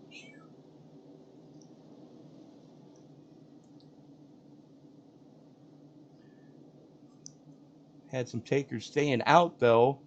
Alex Murray, Derek Heitman, Brandon Edstrom, Travis Craneboard, Jeff Carson, Mark Johnson, and Tim Cook all electing to stay out. And RJ Root and company, everybody except Dave Foog Jr. electing to take 4. Foog saw what happened with Root there and looked like he's going to try that same trick. Gaining a little bit of position. Now sits +8 in 9th.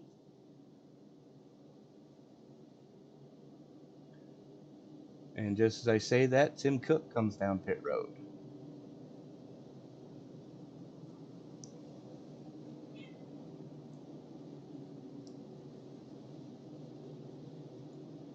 And we may have lost Matt. Yep, we just lost Matt.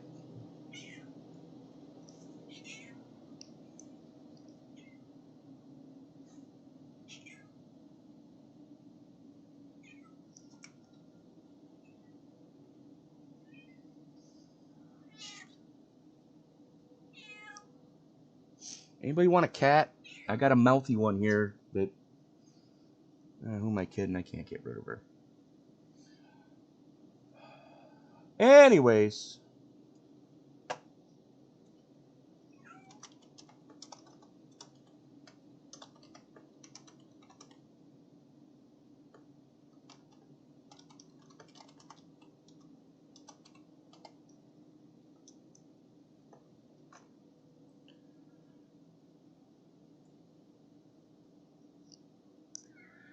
As...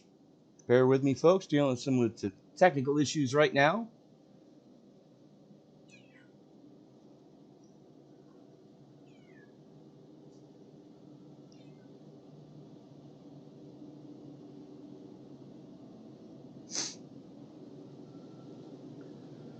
As the lights do go out on the pace car, Alex Murray going to have the button when we go back to green. And if you're paying attention, yes, that is one Toyota in the top 10. Everything else is a blue oval. Tanner Marty just outside the top 10, so they're going to restart in 11th. Is the highest running bow tie right now. As he's going to fire off right next to Arrigo Loga. Steve Cornez right back there as well. Jeff Carson, though, going to roll out from 5th. There you see Carson down on the inside. And he's figured something out. That car has been rotating better than just about anyone else tonight.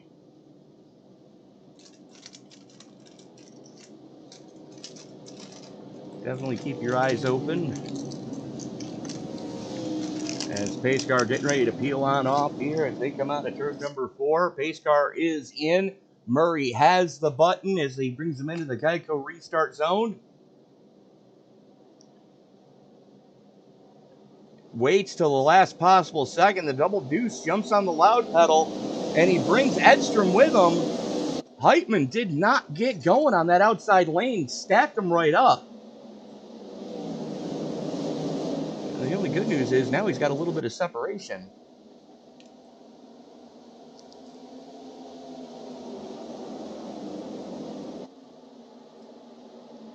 Because now he's having to deal with Cranborg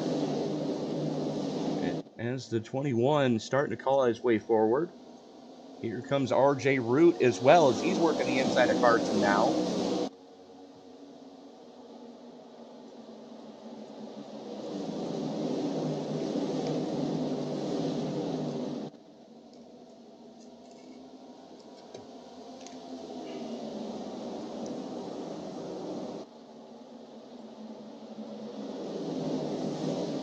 Watching current and past Prodigy Esports team members all ganging up at the top of this thing as Edstrom now looks to the inside. The double deuce of Murray got snookered out. Here comes Cranborg as well. Cranborg up to second. And you know that kid's not going to be happy until he's gotten at least a couple laps led here tonight from Nashville. Thank you all so much for making us a part of your Sunday evening.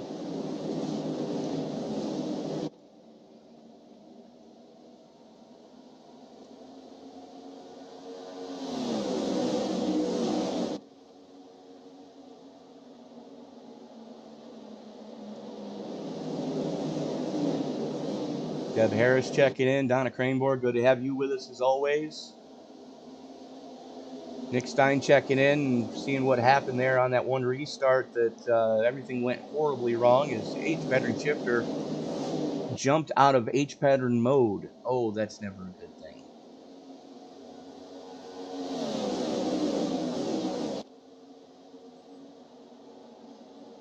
Don, all you got to do to get that sim racing merch is go to our website, simracingmedia.com.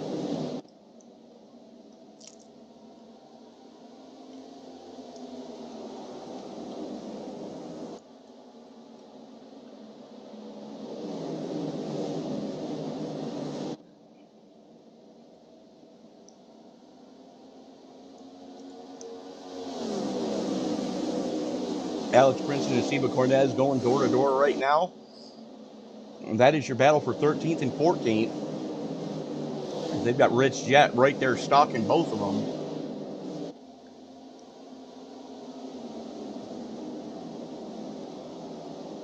And this is your closest battle on track right now with everybody else in front running stem to stern.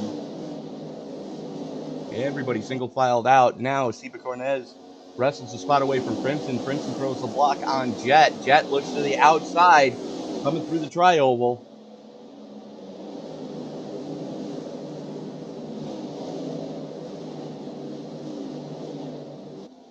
We've gotten that one sorted out pretty well. As there is Jeremy Miller sitting in 5th place.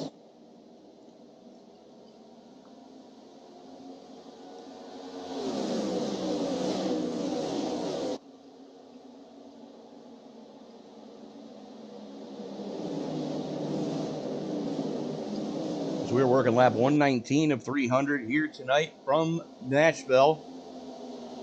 Thank you all so much for making this a part of your Sunday evening. Don't forget to hit that like button and let us know you really like the action that you're seeing here on Sunday Night NASCAR.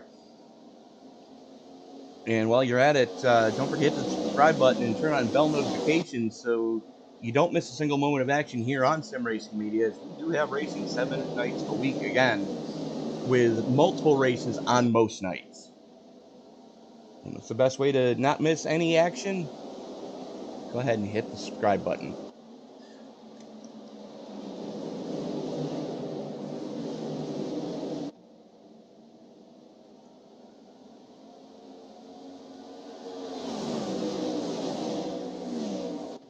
Still waiting on Matt Metler to get things sorted out on his end. Crazy weather going through Florida right now. Right where he is RJ Root looks to the inside of Cranborg. This is your battle for second, starting to get hot and heavy.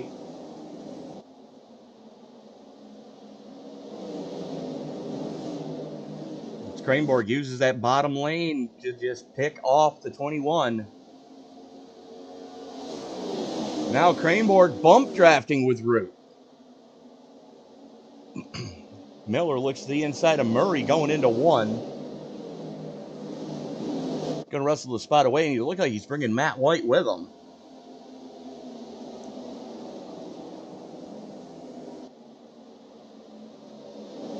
As we're getting ready to put lap 122 in the books. Dave Foog Jr. and Alex Princeton going after each other. And that is your battle for 10th.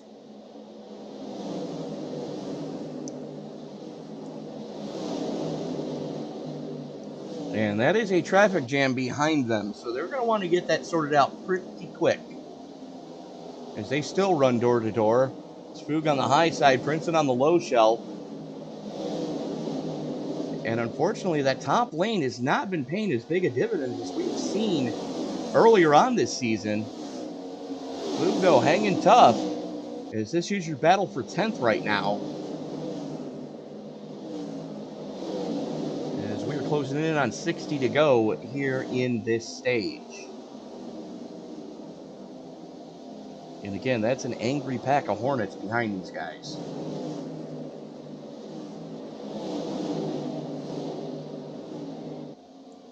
Oy, almost contact coming off of 4 between the two of them.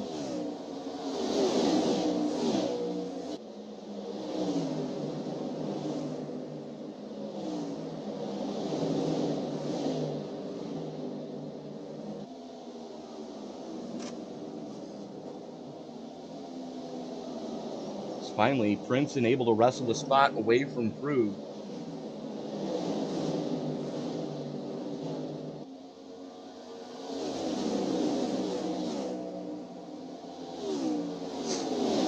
And I think my air conditioner just froze over. That's no bueno. That certainly has to thaw back out before that condenser and everything else will start doing its job again. Let's look at this cluster of cars here on the racetrack. This is a dogfight right here, but Dave Foog Jr. and company, Rich Jet, Seba Cortez, Rodrigo Roga. Seba does the 3-step, almost. He ain't done yet. It's Chris Claude into the wall. No, the 10 car. Caution back out on the racetrack. As Seba did do the 1, the 2, the 3-step. He was stepping it seemed like the whole length of the back of the racetrack. And then unfortunately Chris Claude here also involved his caution back out here on the racetrack. Seba's trying to save it. Claude guessed wrong, goes into the grass, locks the brakes up, loses the front end, and just tags the wall at speed. Tough, heartbreaking moment for Chris Claude, having such a great run here again in the first half of the race. He was just outside that battle for the top 10 that we had been watching. That's exactly it. And he's been having some good performances. He just like some of these guys here in the series, just their luck, they just they don't have the mojo going in the right direction for him, it seems. And Chris again here has to take another early exit here in spite of having decent performance in that race car. It's the 69 is going to lead all of them down on pit road. Everyone on lead lap, I should say. Look how close to 22 of Murray is on the back of the 48. Tell me time doesn't matter on pit road. These guys will tell you, something completely different. 22 now finds his pit stall, wants to make sure he gets all 4 tires locked inside and stopped inside the box. Crew goes to work. 4 Goodyear Eagles, 2 Kansas Sunoco Racing Fuel, and here comes the 30. Miller. Root and Miller both took fuel only.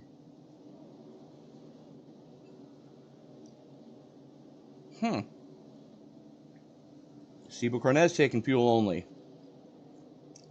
Everybody else taking at least 2, most of them taking 4 tires. Some guys getting a little bit of damage repair. Well, that's certainly a great way to gain some track position out there on the racetrack. 29, you see the Tanner Marty there. There's the 19 of Alex Princeton. I'm not sure I agree with this call of going fuel only this deep into a run. Well, Tony, let's play good cop, bad cop. You said you don't like the call. Why don't you like that call? Because we are so many laps since the last pit stop that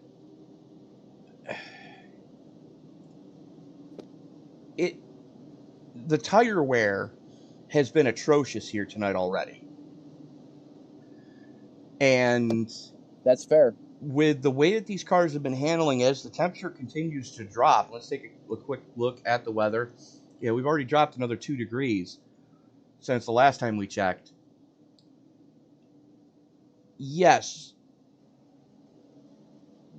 you're not killing the tires because the latest tire model has basically been a hockey puck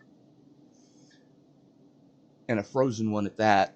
Those of you who ever played hockey understand what I'm talking about. If you haven't, you go to your local sporting goods store and buy an actual ice hockey puck and tell me how soft that feels. But we've run enough laps since the last time these guys were down pit road that you're almost flirting with disaster if you go fuel only at this point, this deep into this run. Especially with everybody behind you all taking 4. So keep your eye on the front 2 rows, folks, because it's about to get fun. I mean, the good news is 69 time and Miller and company, Edstrom, Kryborg, Murray, all used to where we're predominantly used to seeing them on the racetrack. The bad news is their Dr. Feelgood's not so good right now, is they got 4 fresh ones virtually stacked behind him here as those lights go out on the pace car. But Tony, the other side of that Iron Curtain is back. Does that have a factor in this? We're about to find out. It's a good possibility. I agree with what you're saying, though, but maybe because they, like they used to, we used to joke about them going Star Wars, with the force fields and everything, just can't penetrate the top 7, top 8, it seems at times when these guys were up here. Let's see if this has something to do with it as RJ Root and Jeremy Miller take him back to green. Lights are out on the iRacing pace cars. RJ Root going to have the button. Geico restart zone is in effect. And I just realized the sponsor on the side of Brandon Edstrom's car, Big Fish barbecue sauce. If anybody's ever tried that, I've never tried barbecued fish.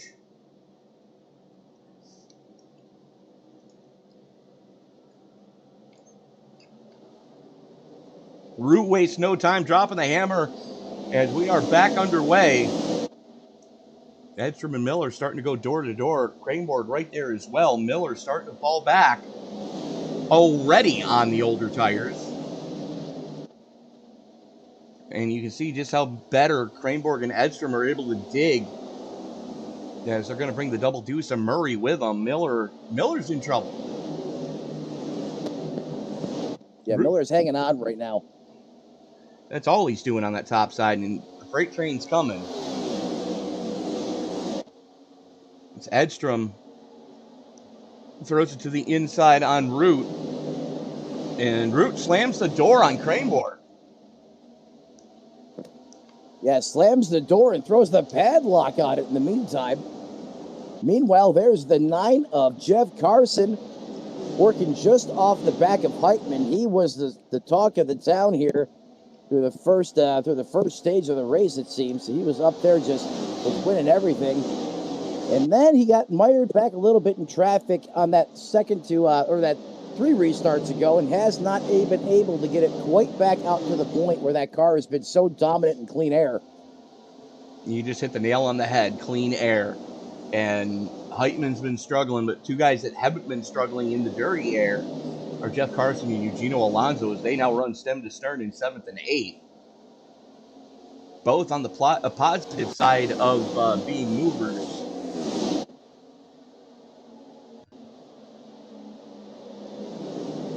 Yeah, he certainly has been a shifty McGee out there on the racetrack tonight. He's certain.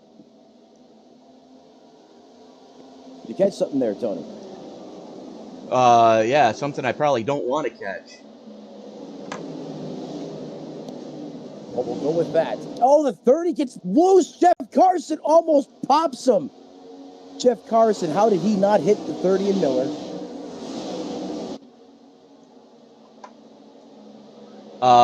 Luck. Pure luck. I thought right then and there, I thought that Carson was going for a ride, and it was game over for him just because of what we've seen so far this season. Oh my But God. Miller and Carson still rolling around this racetrack at speed. Matt, I'm in your situation right now. Is we've got tornado watch For you? for me in the Finger Lakes. Yeah! Get some, man. Holy crap! And it's nighttime up there. Okay, so that's a little more dangerous for you, Tony. But if No, if you need that's some, okay. They can have those in the Midwest all they want. You know, they call it Tornado Alley for a reason. This is the Finger Lakes. We're supposed to get snow. I'm very jealous of you right now. I'm not. It'll be okay. Look, don't be scared. Be prepared. And we can talk about that later on. But just remember, a watch and a warning are 2 different things. Just because you have a watch, that means our conditions are right for a tornado to happen. A warning means it's occurring. So just because you see the watch, don't get too excited. It's okay. That just means conditions are right. That one could occur if Yeah, but certain coming things across happen. the Finger Lakes, just you can watch. It looks like tornado clouds in the wintertime coming across the lakes. Yeah, it's a beautiful sight. No, it's not. It's terrifying. Yeah, it's so ominous. It looks like something out of like a. Oh, who's that? Stephen King. Producer? Thank you. Travis Kleinborg making a bid for the lead. Edstrom's pinching him down. Not giving him the run off. So, ladies and gentlemen, basically what I'm saying is if the screen goes black for a minute, that would be the reason. But hopefully everything stays as stable as it is right now, even though I've had ex-girlfriends more stable than this. Well, the good news is it's stable. Sure. Just like like probably Jeremy Miller and Jeff Carson probably agree with that statement right now as well. It's a couple more inches out there on the racetrack, and both those cars could have been wadded up in the fence. Is now the 30, and Miller goes after Alonso. Just can't quite seem to get that pass completed.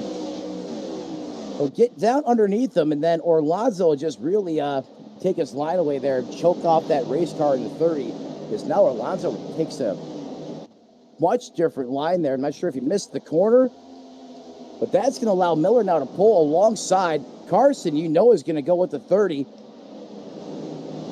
is, again, Alonso gives him plenty of space there. Now he's working the middle of the high side of the racetrack. And, Tony, you're right. This model just does not do any favors if you're on the top side, it seems, anymore. It's all about eating on the bottom, as Miller was easily able to get around. Now Jeff Carson trying to do it on the top side of the racetrack, as I see that, as he has a face full of Alex Princeton in the 19. Absolutely. Oh, baby. That got sketchy.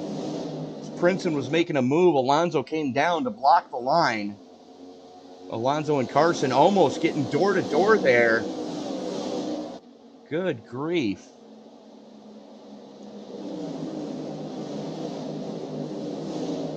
There is Carson out of Cross Junction, Virginia, running the RS Button Boxes Toyota Camry tonight.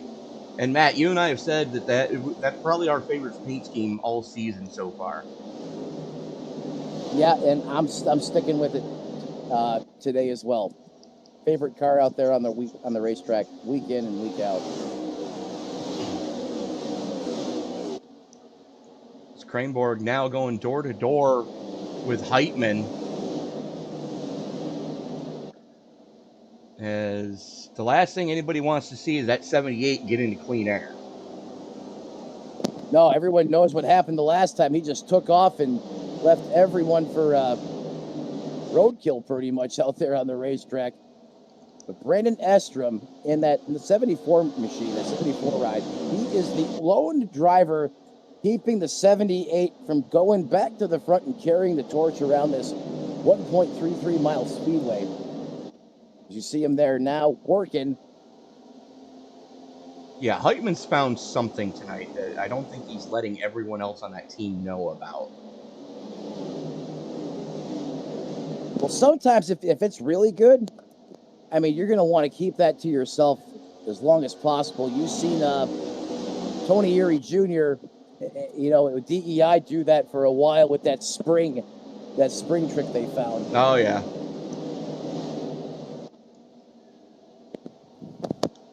I understand there is no I in team, but there is an M and an E.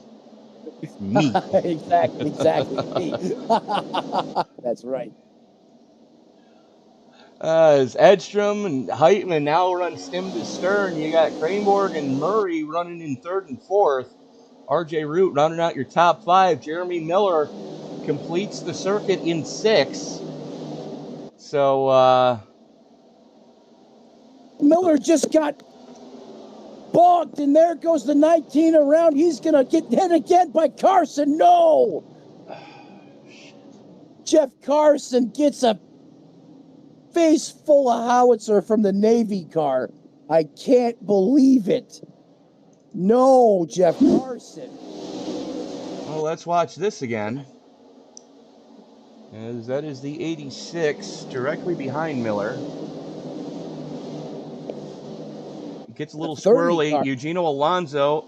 Oh. No, Carson. Oh, no, he hit the wall. No, he's in there, I promise. He missed Miller, but he got the wall. Right.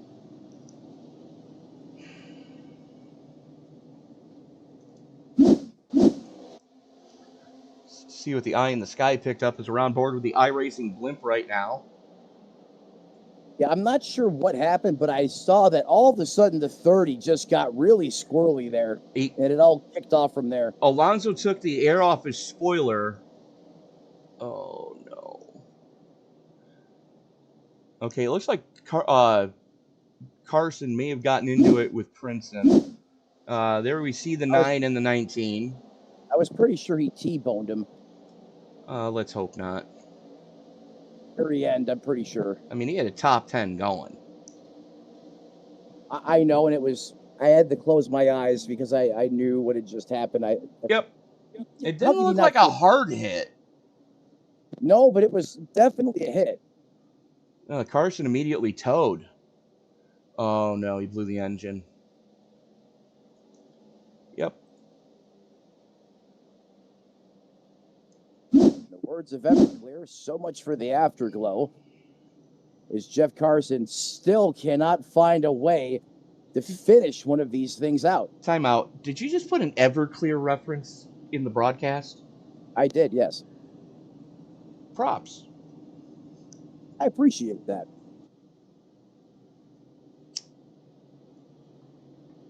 In fact, we just seen them in March a couple months ago. Nice.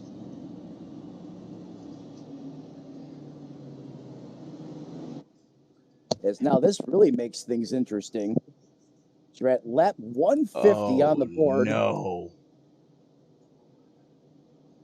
Dave Frug Jr. and Ron Fitting both just got snookered. Everybody else came down for 4 in fuel. Oh no. Oh, yes. This is where you got to be like Winston Churchill. Walk softly, but carry a big stick if you're on the front row and just swat everybody that tries to come up and pass you. No, I prefer Theodore Roosevelt. I don't always get shot, but when I do, I make sure to finish my speech afterwards. It'll work too. Yeah. But your two biggest movers, Frug and Fitting, going to be restarting on the front row, and they were last down on lap 128. Everybody else just came down for 4 in fuel and a little bit of damage repair in some cases. But this is about to get interesting, as we're deep enough into this run. We're currently 30 to go in this stage that, okay, you get a bonus point for leading a lap. I get that. But I wouldn't take the gamble, especially this point of the race. With especially how strong as those Fords have been. The rest of the Fords, I should say. Frug and Fitting they're in trouble. No, that they have their work cut out for them. That's for certain. The good news is they're going to have that 22, who is a Mustang. I know who's driving that Mustang, but they're going to have, they're going to be on the same team and the same manufacturers. All going to be on, the inside there of the front row there, P1 all the way through P4. Talking the inside row. That outside row, however, is going to be Chevrolet, Ford, Chevrolet. Now, does that have anything to do with the mix as this thing comes back to life here after that green flag drops? Does that help Frug Jr. or does that help Ron Fitting? Well, with any luck, Ron Fitting has made the race car drink a little bit of that Mountain Dew Livewire, which I said at the beginning of the broadcast, best flavor of Mountain Dew ever, fighting for it. I agree. Well, let's see if he can savor the flavor here as we get ready to go in that Geico restart zone here one more time. Oh my God. Dave Frug's going to hit the button and light the torch. And he got a restart. The 3 not so lucky as Ron Fitting. He did not get going. That's going to go 3 wide now as the 69 and the 21. Craig Bork going to get around. Ron's going to try and get some momentum up the top. Still 3 wide. Wow. Here, look at Tanner Marty with the zinger. Just sent it and hoped for the best. And don't look now, but here comes the South American contingent of Alonso Cornez and Loga. Somebody's going through the grass. Stigley. That would be Mark Johnson. Yeah, Mark Johnson. Oh, right through the grass. Hey, but you know what, Tony? He saved it. Still green flag out there on the racetrack. Because he was far enough off the racing line, but it looks like the 3 may have played a part in this one. Oh. We've said it before, and I'll say it again. Leave the lawnscaping to the folks at Preen. Jeepers. Sometimes, though, you're rolling around out there under caution, Tony, and you just see something you don't like, and you just got to go in there and fix it sometimes, You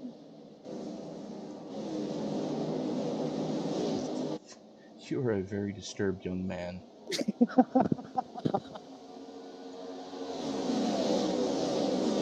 Speaking of young men, Travis Craneboard. He's trying to be like you. You only hope you can be like me. And Travis Cranborg right now working on the back of Heitman, starting to fall back just a little bit, trying to get a run as here comes White on the inside of Frug Jr. 48 Eaton on the bottom. Buke doing a heck of a job holding on, though. I would give him that. Because White's going to be able to get on by. Here comes Arlonzo in the 86 with him. Still holding on to that. A top 10 is now Fugue Jr. Being scored in that 8th place position. And White is coming to the front. Oh! Something just went haywire. RJ Root had big issues. Yeah, Root got way off the pace there.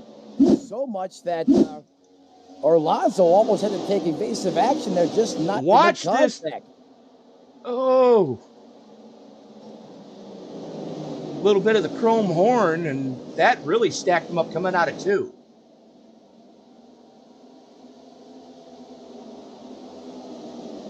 Yikes. Crisis averted, though. We stay green.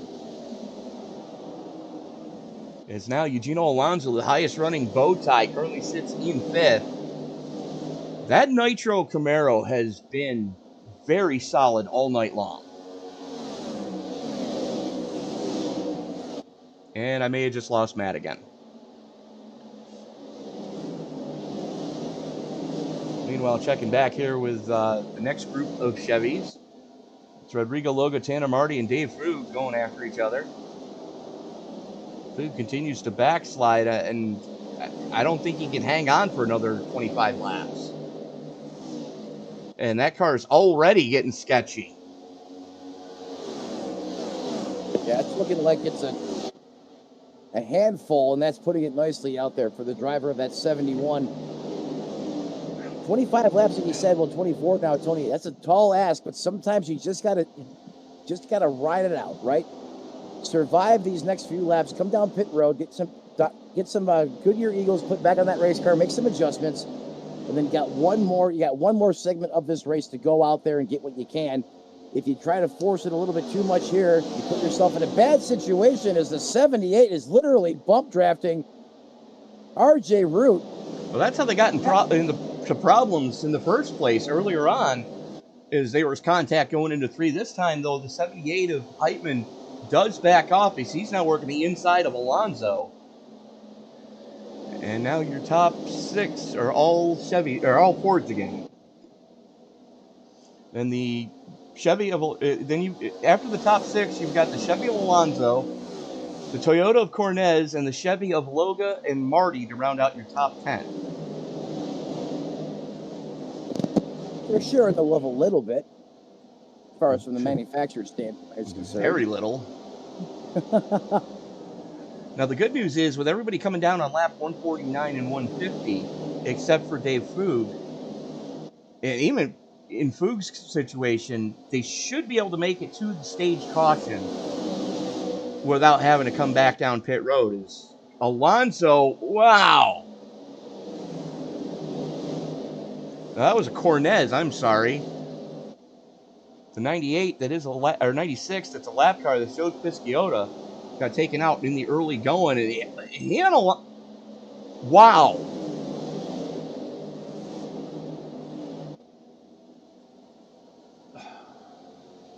Cornez would just be better off letting him go rather than, the 96 turning the 14. Now, yeah, that's going to open the door for the 3 of Loga. But, I mean, it's still better than nothing.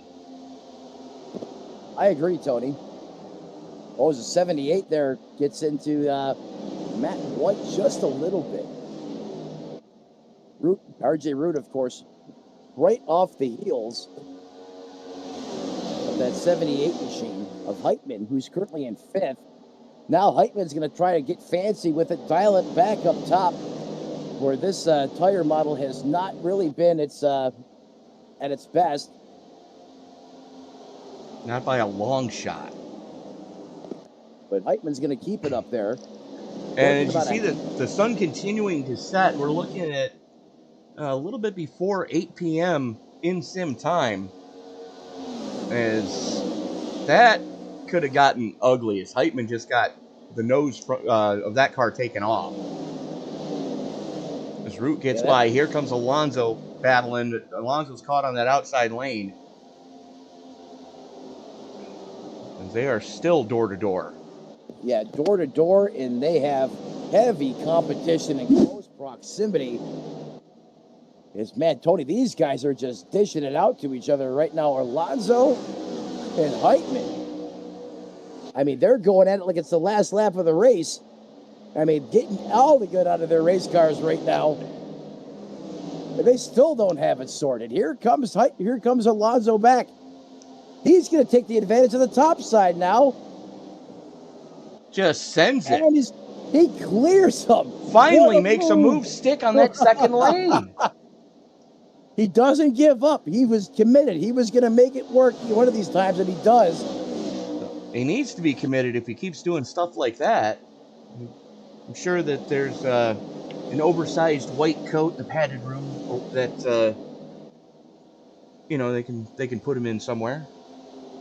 Well, he was very committed to making sure those Goodyear Eagles stood underneath that race car, because you could tell it was on the verge of letting go, and just like that, here we go again.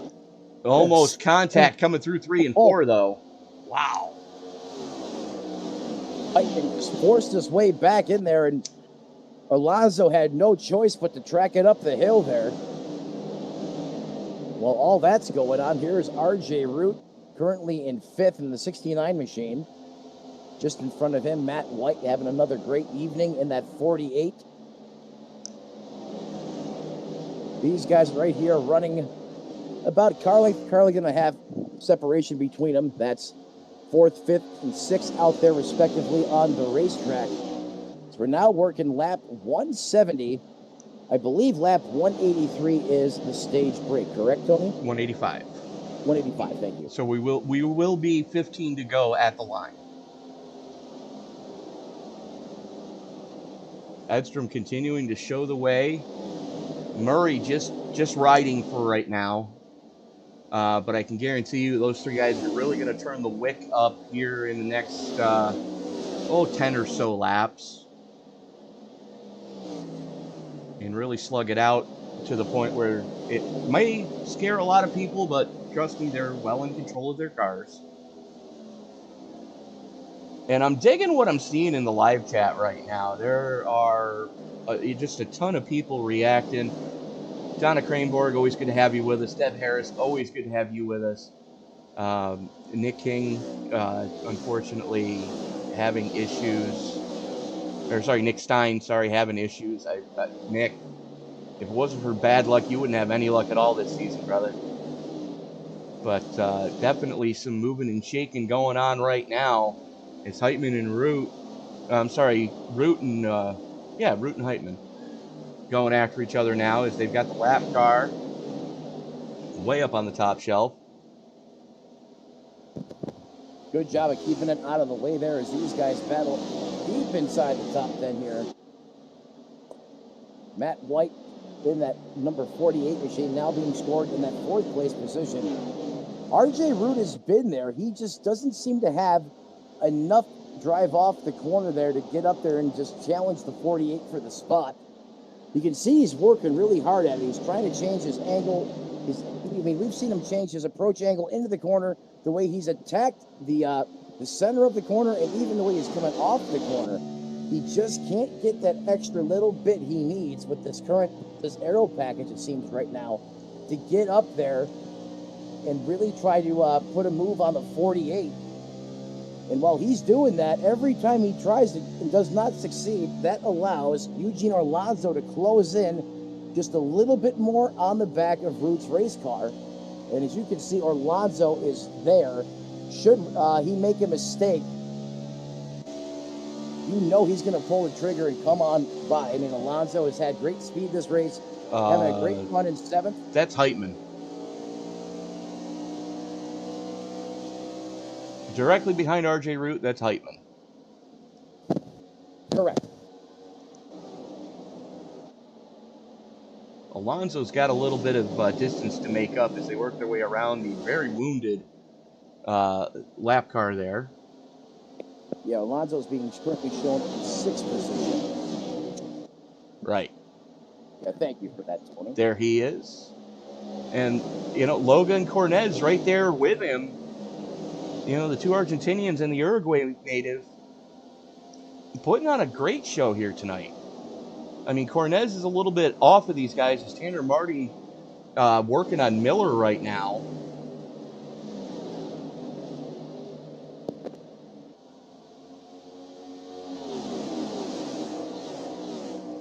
Marty up into 9th, Miller back to 10th.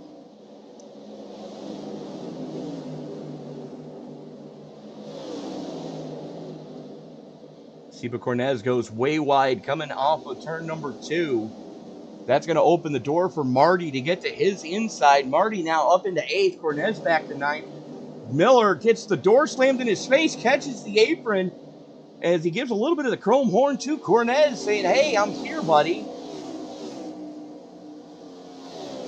And with friends like that, you don't need a proctologist.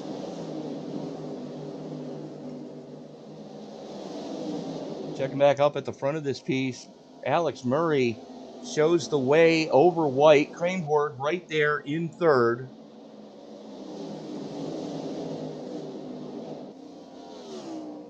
These guys are just flat picking them up and laying them down right now.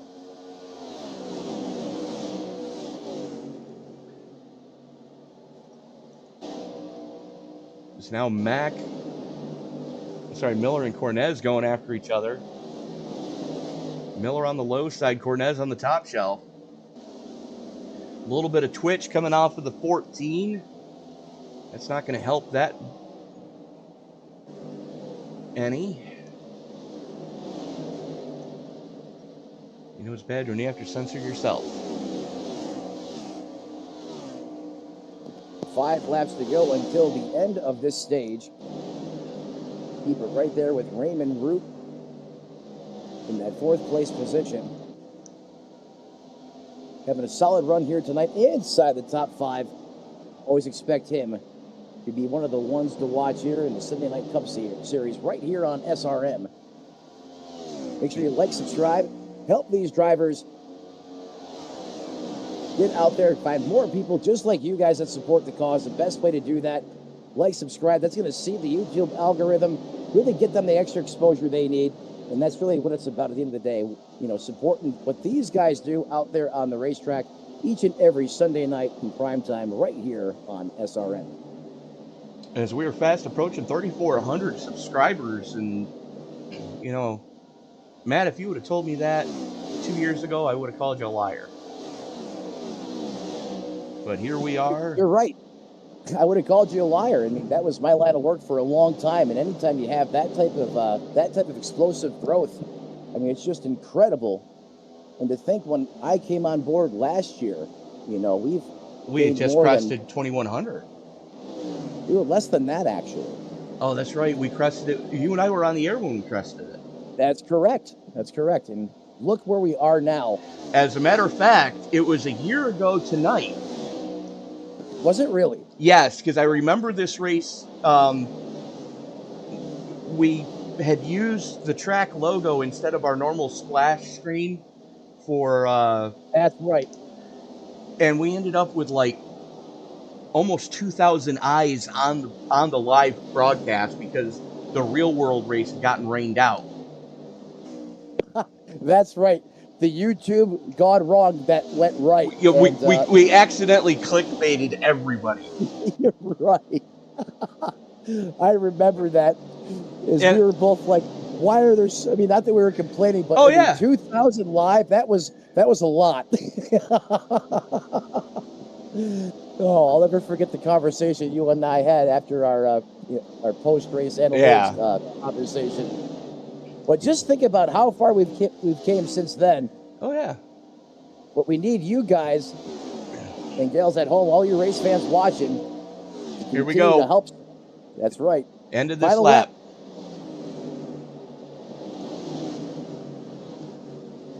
And this is your battle for 10th. Seba Cornez and Jeremy Miller, 9th and 10th, going door to door right now.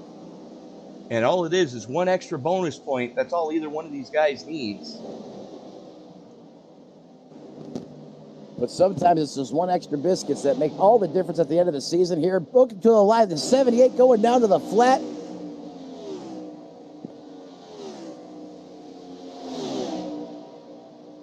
Miller got him. Now, Miller got him. So Murray, White, Cranborg, Root, Heitman, Alonso, Loga, Marty, Miller, and Cornez getting the final point here for stage number 2. And with that, we are going to step away and pay a few bills. Don't worry, we're going side by side, unlike Fox. There's a new approach to lawn care, Preen One Lawn Care. Preen One does away with the hassle of multiple bags of different products. It has everything you need for a beautiful lawn in one bag. And all it takes is one application. For season-long weed control and feeding, apply the granules when the lawn is wet and weeds are actively growing. It blocks crabgrass all season. It prevents crabgrass seeds from growing. It kills the seedlings too, even when applied 4 weeks after they sprout. It's your best defense against tough weeds like dandelion, chickweed, henbit, and hundreds more. Plus, its slow-release formula feeds the lawn evenly for months to build stronger roots for maximum heat and drought resistance. Preen One delivers convenience and better performance in one package with one application. Spend more time enjoying your lawn and less time working on it. Preen One, and it's done. It's a lawn dream come true.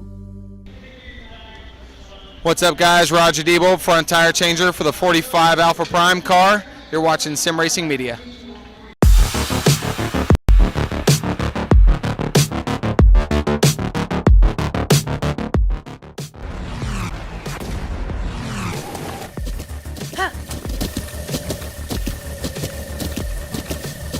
With the Butt Kicker Gamer 2, what you see and what you hear is what you feel.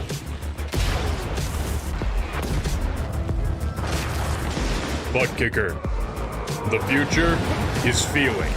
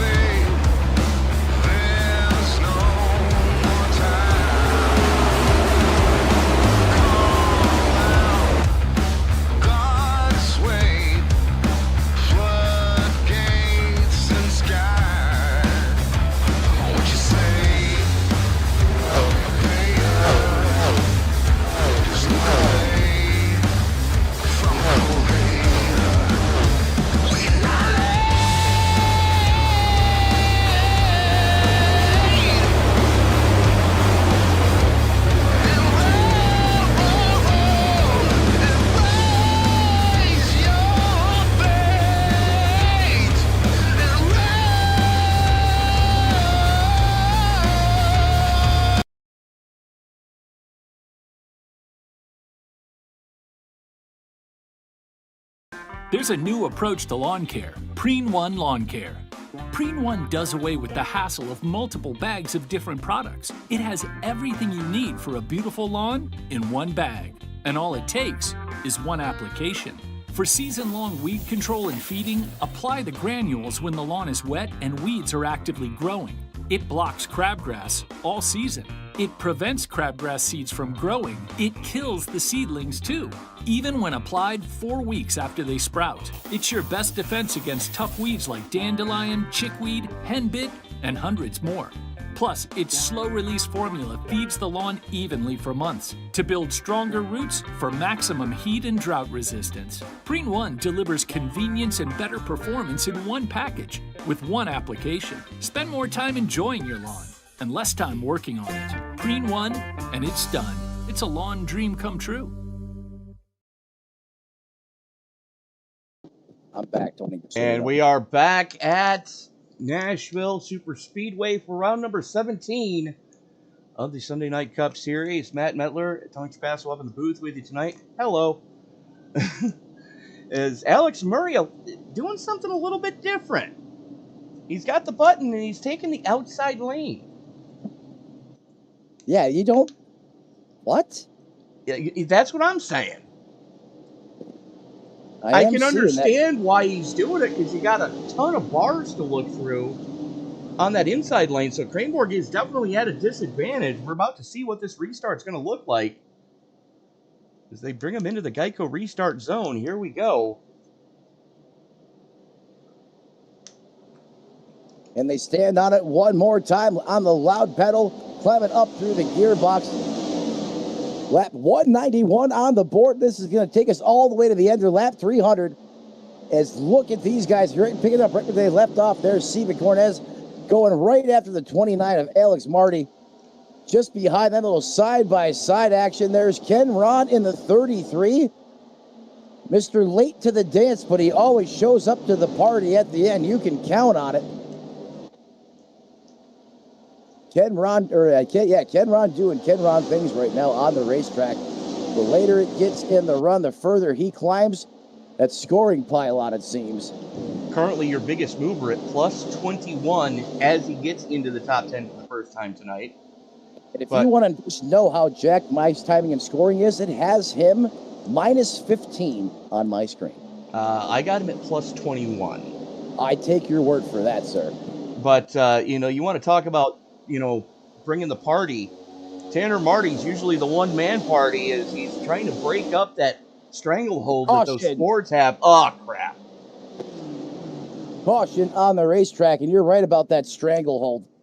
Because it's back. Caution is out on the racetrack. 193. Not sure why the caution came out. Tim Cook. As we're watching Tim in the 09 right now. And that's a repeat of what Dave Regal had happen.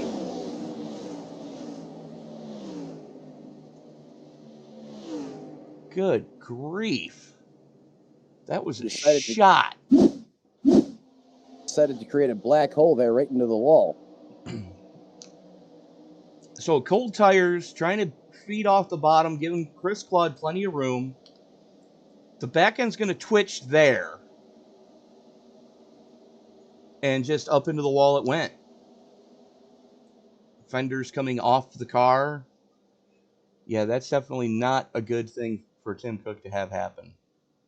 And he was trying to limp it back, but Bluetooth right front suspension actually had to tow it. And there you see the damage on the Bass Tracker... Bass Pro Shops Tracker Off-Road 09.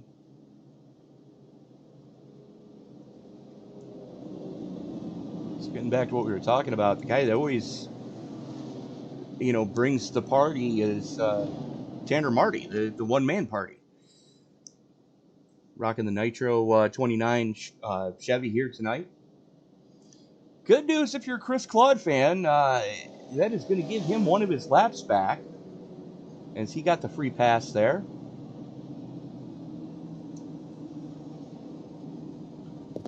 He's hoping to get one more lap back before this is done and over with. Well, he's hoping to get 10 more back before we're done. Because he's currently 10 down.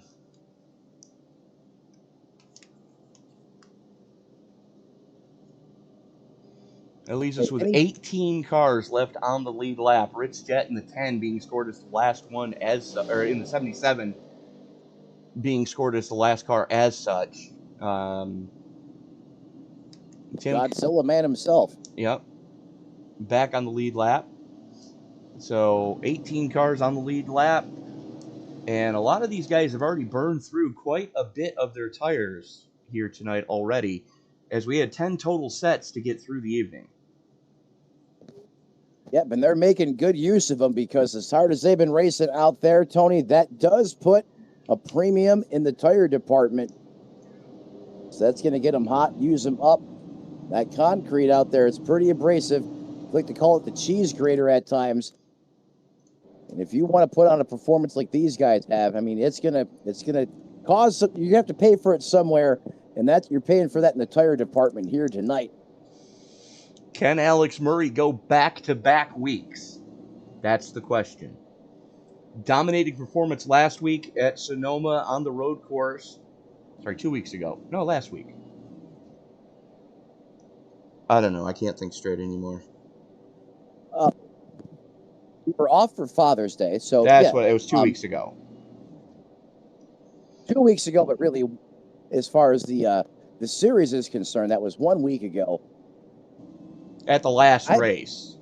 Correct. And I think he's a solid bet no matter where you put him on the racetrack. You can always pick him to be up there at the front. But the problem is in this series you also have R.J. Root, Travis Grayborg, Jeremy Miller, Seba Cornez, the list goes on. But I think the 22 gets it done tonight, Tony. I think I'm trying to figure the words to say here to, not understate what he did, but not overstate it either. Just flat out. He put the field a lap down. He Everybody massacred everyone in competition. And we're expecting if he can win tonight, we're expecting him to go 3 for 3. Because next week we're at the Chicago Metroplex road course. And that's Did you hear that? Please tell me that. Please tell me that just came across my mic. Was that thunder? That was me shitting myself. Yes.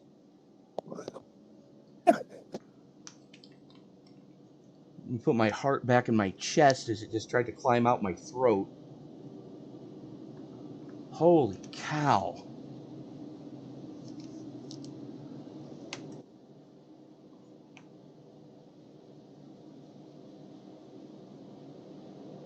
Yeah, we're getting one here right now as it is coming across the Finger Lakes. Luckily, haven't heard the fire sirens go off yet, which is the only thing we have for tornado warnings. Tony, I'll get back to you in the morning as we get ready to turn it up here one more time in Nashville. Let the Jamboree return to the action on the racetrack. Of course, Alex Murray and company, Raymond Root, Jeremy Miller, lead everyone else back to the green flag. We go back to racing on lap 198. That was a crazy restart there, right around that 9th and 10th place position. Once again, that has been the party zone all night long with Seba Cornez, Rodrigo Loga, Tanner Marty. I mean, these guys have just been throwing haymakers and everything else but the kitchen sink, it seems, at each other at times. As this has been the ground zero, I mean, as far as the race concerns for action on the racetrack. Mark Johnson looking to the inside of Ken Ron right now. Johnson looking to claw his way into a top 10 position.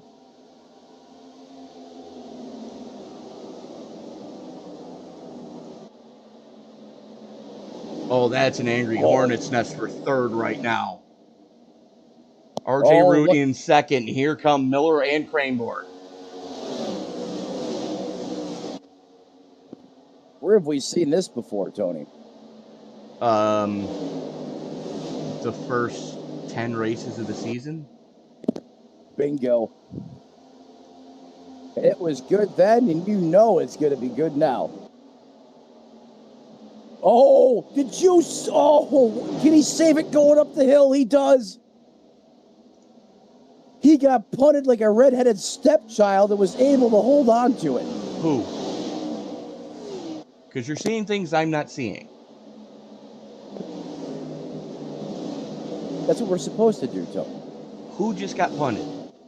I don't have that real-time live timing and scoring where I can watch it back, but I can assure you, in that heated battle that's going on the racetrack right here, somebody had to.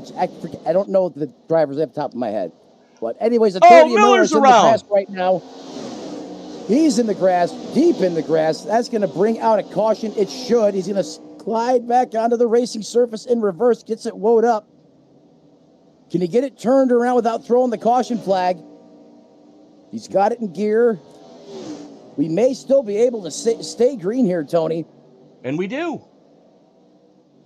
Great job there by Miller getting that car pointed in the right direction and avoiding another caution flag. Let's take a look at what did happen to the 30 of Miller, as I'm thinking he may have had contact with someone.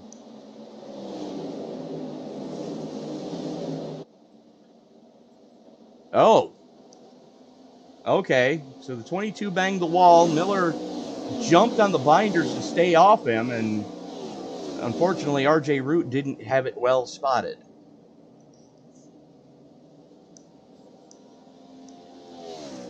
And just like that, Miller now out of contention. For now, anyways. And out of contention, and RJ Root now being scored on my end as the leader. Let me confirm that. Yes. Thank you, Tony. Yeah, RJ Root did get the lead away from Alex Murray, who had banged the wall a couple of times there.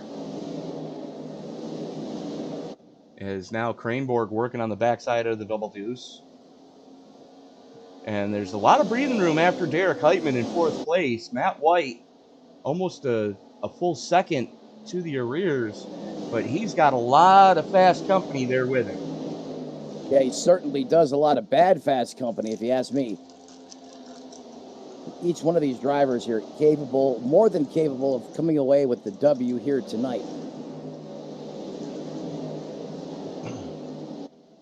It's Craneborg and Murray all over each other coming down the front chute. It's like Craneborg, these guys are playing with each other right now. You know, and that's, it's a double-edged sword. Yeah, you can have some fun with each other, but, you know, definitely don't overdrive it and oops. You know, like you or I, Matt, we'd be running out of talent by about now. We may have ran out of talent by the time we hit the first concession stand on the way into the racetrack. Hashtag not wrong. Man, I mean, look at these guys. I mean, there's Seba right there. It seems like these guys cannot get away from each other. Referring to Cortez, Marty, and Loga, as they've been just hammering away at each other. I mean, they've been serving each other papers. I mean, notoriety I mean, everything you can think of. As they still continue to run there, 7th, 8th, and 9th, respectively, on the racetrack. Mark Johnson, your final competitor, inside the top 10 in the 80 car, just right there on the racetrack, just off the back of the 14 of Seba Cortez. And he's got to be careful because Aaron Mack is on charge right now as well. Yeah, there's, you know, if Aaron Mack can keep this run going, I mean, he's in position to have one of the best runs he's had in a long time, because it seems like the past month and a half, he has been snake bitten every race and taken out due to contact not of his doing. And you missed my rant about his sponsor earlier on. I did, Tony. I said, which do you prefer, Wawa or Star Schmucks? And yes, I said exactly what you think I just said. I was not aware of the other one. Star Schmucks? Never heard of it. It's what's on his car. I understand that, but I'm just saying, between Star Schmucks and Wawa, I know what Wawa is. I have never seen or physically been to whatever it is that you said that was. Starbucks. And if anybody got the reference of where that came from, we can be friends.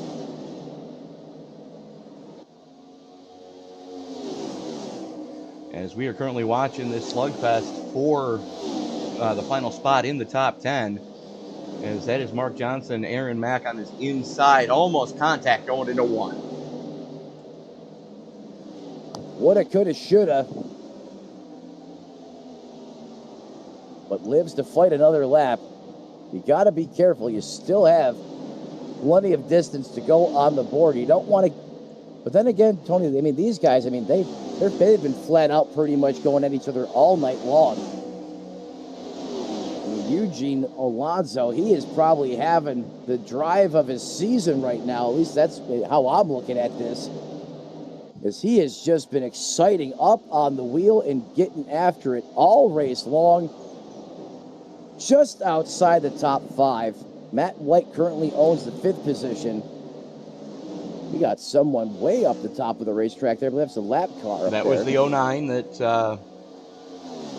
got damaged earlier. Tim Cook. Cook just doing the right thing, staying out of the way. Especially with the fast guys preferring that lower line tonight. Now that is a change right there. Usually it's the other way around. Yeah, it is, and it's kind of scary when you think about it. New tire model comes out, and all of a sudden, what used to work doesn't work. Tanner Marty taking a, that was Ken Ron taking a big swing at it. Go big or go home. High lane, low lane, high lane, low lane, all in one turn. He's exploring the space. That's what he's doing. He's playing on an Xbox controller. Oh wait, no, that's RJ Root. True story. Maybe not right now, but I heard that he has actually won several races on a controller. After having partaken in adult libations. Yeah. Hey, if it works, it works. And in the words of USPS, if it fits, it ships. Same thing, right? Sure, why not? Yeah. Now, I wonder if I can save... That's an idea. I'm trying to figure out airfare. I'm trying to figure out airfare to get to Miami for the fall race. I'm thinking if I ship myself in a large UPS box. You mean ship? Yeah, I'm gonna put myself in a box in the wheelchair. Bring some snacks, my computer for entertainment, and I'm gonna overnight myself to Miami. That is not human. You can do that. I'm sure you'll make it there. I'm just not 100% certain that all your bodily functions will be working as they did before you set yourself off in freight mode. Hey, people have done it before, except I don't think... Yeah, no, they did get arrested, so yeah, it's not a good idea. That's what you call starting off on the wrong foot. Which is very easy for me to do, considering I need a wheelchair to get around. Ha! See what I did there. Yeah, you crafty boy, you. All this going on well. At 22, there's Alex Murray. Led a big chunk of this race there, certainly during the second stage of the race up until recent. Travis Kryborg in third. That's the top 3 as they run right now. Derek Heitman, the 78 car. He was the story of the first stage of the race. That car was just wicked fast out there in clean air. But once it got a little of the dirty stuff on it, oh, look at this. Did you see Murray get on the loud pedal early on that race car? He almost lost it, saved it, and just power moved right on by RJ Root. I think he just scared the hell out of RJ Root with that move. Let's go back and take a look at that pass again. Yeah, he's doing the jump, jive, and whale right now in the 69. Brian Setzer Orchestra, I'll allow it. Oh, yeah, Root got sideways. That's what happened. Oh, okay, thanks. Again, I'm jealous. You get to watch the replay back. I don't have that luxury. Well, just bring up the YouTube stream. About 30 seconds back from where I am. As we're watching this again, watch the 69. Back end steps out. Back end stepped out on both those cars, but Alex Murray kept his foot in it a little bit longer and got by Root. Yeah, he no lift. He did not lift exactly, and he was just able to get on by. And you're right, Tony. You know that got R.J. Root's attention there. But now, here comes Root going right back to offense. And with that being said, here comes Kryborg and Heitman, working about 2 car lengths back of the 69 ride, as he is now glued all over the back of Murray for the lead. A 2-car tandem out here. Back in the mid 2000s there at Daytona or Talladega. Here comes the 69 back on the inside. He's looking for the lead. He wants it back. Still a drag race through the 3-4 complex here. Murray keeping his foot in it on that outer lane. Looks like he's starting to come around on that second side. Yeah, he is not lifting up there. He is starting to get some confidence, Tony. He hit the nail right on the head. Maybe he's figured out how to wheel that car up there a little bit better. He's still hanging up top. This RJ Root's going to get by. I don't think that's the last you're going to see of Alex Murray, though, by any means. And here comes Kryborg in the 21. All these Camaros up here at the front right now. Root, Murray, Kryborg, Heitman. I mean, they have had the fastest race cars all night tonight. Dude, how bad is your connection? Those aren't Camaros. That's not my connection. That was a slip. Those are Mustangs. Yeah, I said that. You can get your hate mail coming now, folks. That's George Paso, care of Sim Racing Media Towers, Syracuse, New York, P.O. Box OU812.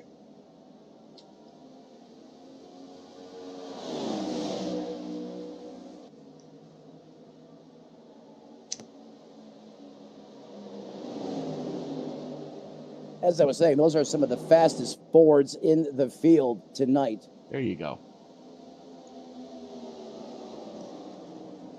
And Heitman's gotten by Kraneborg. There's something's not feeling right with that 21 right yet. Now, granted, we still have not gone to the money stop. Well, this is a possibility. Is it something's not quite right, or is the 21 looking to dial it up on the money stop here? Maybe only go with 2 tires, perhaps? Well, we saw it work for Root earlier. Right. But as deep as these guys are into this current tire run, I wouldn't try it. I really wouldn't try it. I mean, even though, yes, the track temperature has dropped another couple of degrees, I wouldn't try a 2-tire stop this late in the race. Now, I agree. I wouldn't either. And we've seen these guys do it and run away with them. I mean, absolutely just walk the field on 4. The biggest wild card is, and Tony, you just mentioned it a little bit ago, is this new model. Yeah, since this latest tire model has come out, it has been drivers have likened it to a hockey puck. The tire wear is nowhere near as atrocious as it was in the early part of the season. And, you know, that's really where we saw that second lane come into its own, was when the tires started to give out, as it were. You know, with this tire being a little bit more durable, maybe a little too durable, you know, drivers, they're having to change up their strategies. And this is really where, you know, having a setup builder like RJ Root in your stable, you know, that's really where it boils down to, you know, putting in the laps, understanding what this tire is looking for as far as pressures and cambers and casters and all the other stuff, and all the different spring rates and shock packages you got to throw at it to really get this car to wake up as much as these guys have. You know, we weren't seeing the setups that are working now would have been completely out to lunch after maybe 5 laps in the early part of the season. Now we're seeing those same setups go, well, we're already 40 plus laps into this current tire run, and the lap times aren't falling off anywhere near what they would have been, you know, 3 months ago. Right, and I mean, if that's not enough for you, when you go back to Sonoma, Tony, these guys were turning their fastest laps on what, lap 25, 30? Yeah, that was when it got scary. Ridiculous. It's very similar to what you see in Formula One these days. When somebody throws the hard compound tires on, they burn the fuel off, and as soon as they've got the fuel burned off, there's still enough life left in those tires to just blister a lap that would put the car on pole during qualifying. That's the best I have heard it put, Tony. Well said. You're absolutely right. I could not agree with you more there. Now with all this tire, I don't know if I want to call it adversity, but challenge. Yeah. A dynamic variable. You know, if you're just a great fly by the seat of your pants wheel man, you know, this setup probably favors you right now as well until you get a lot of laps logged in and really get your notebooks figured out. But if you don't mind getting up on that wheel and doing the dance in the race car and taking a couple of risks here and there, this could certainly pay dividends. And I'll tell you what, that guy in the 69, he is one of them. He'll go out there and he will send it, and he will not lift if he has to. He is full bore when he needs to be, and he does not look back.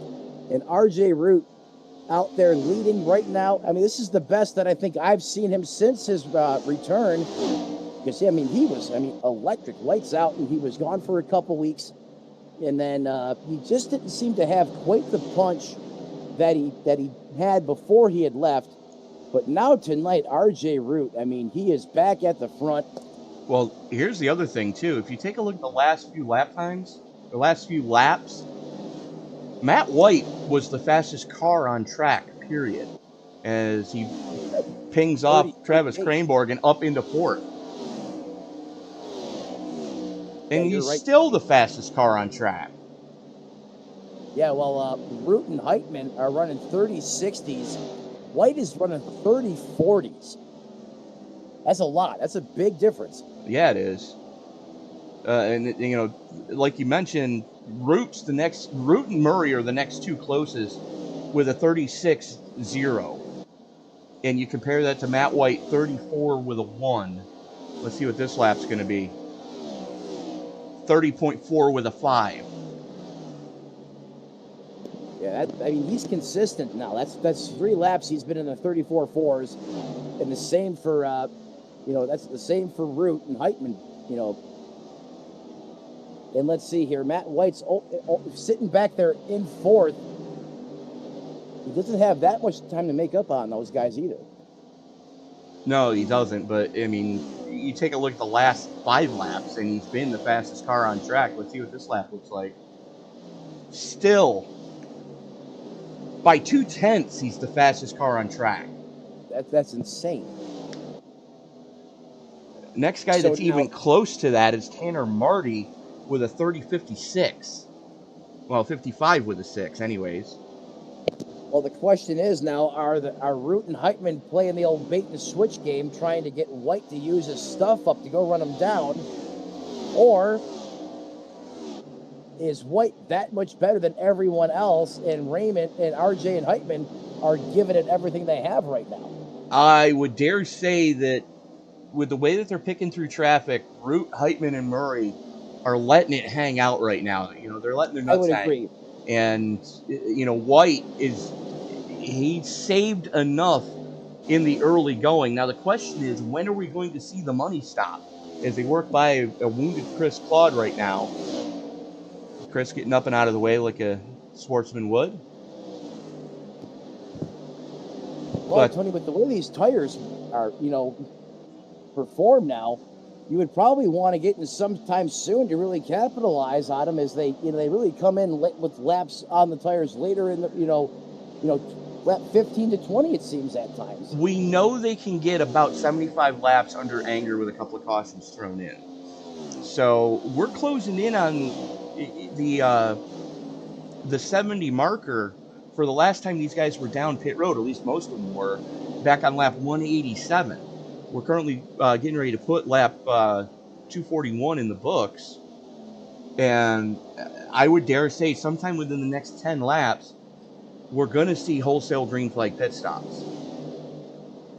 Yeah, and it's, when you compare how long they've been out there now to how long you would see them out there at the beginning of the season, this is just incredible. As White has gotten by Murray. Yeah, And Matt White he's is still 48. the fastest car on track. Now, Heitman is close. Heitman and like Root were both close, but nobody else was even in the ballpark. Not even the same zip code. Now, if you're Matt White, do you try and instigate or orchestrate these guys to stay out longer because you're so much faster? I don't know. We can never really know what RJ Root's thinking, because just when we think we got him figured out, he'll throw a curveball at us and wing it right by our chin. Heitman is newer to the series, so we don't know as much about him, as now they're working on Jeremy Miller. They've lapped up to 16th. That's still a lot of cars. Yeah, especially considering we started 32, so half the field is now a lap down. It's not what we seen last week, but still in modern day NASCAR era, these guys are putting down on a mile and a third oval. We've got half the field a lap down. That's insane. It's unheard of. And that's what these guys out there fighting on the racetrack. They're not single file trying to run qualifying laps each lap. These guys are out there battling. Yeah, they are. They absolutely are. It's Miller getting up and out of the way, but it's still holding Matt White up just a little bit. That gives Heitman a little bit of breathing room. But for how much longer? Is now White is clear.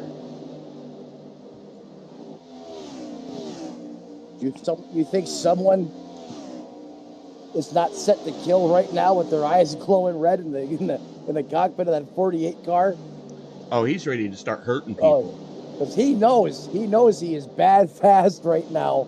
Now, that last time by, he wasn't the fastest. That goes to Heitman with a 30.64. Compare that to White and Root, both with a 30.7. But I dare say that, we're closing in on 50 to go. We're probably going to see the green flag stop right around that mark. You would think it has to be coming sometime soon, Tony. We're quickly approaching lap 250. Now writing lap 247 in the books. And they continue to dish it out to one another here. Here comes Heitman. Root's coming in. Oh! Root slides it. Is he going to be able to make it back to the commitment code? Get this car inside, I think. Just barely. Holy crap. Craneboard goes with him. Let's watch that again. That's the area Root has struggled. That money stop has been a watch this. I mean, he's still at pace, and he dives at the last possible second. Caution on the racetrack. Edstrom.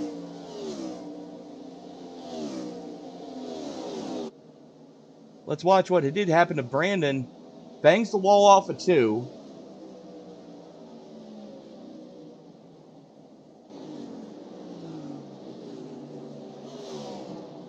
Oh, he was trying to go to the pits and tire hopped it. Oh, almost what RJ Root did. But RJ Root made it before the caution came out. So now, as RJ Root almost prematurely blew his jackpot getting in on a pit road on the money stop. Well, he didn't. He looks like the smartest man in the building. Yeah, he did. He actually did stop in his box. From near disaster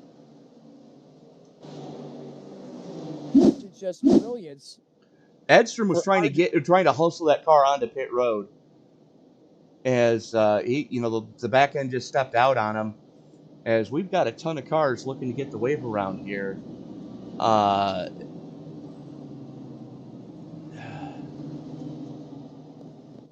That just all happened so quick. It absolutely did. Now here's the downside of things. RJ Root is a lap down.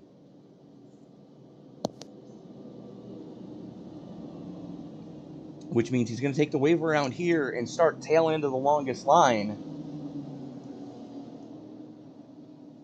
Johnson and Cranborg both stayed out. I don't know why, but they both stayed out.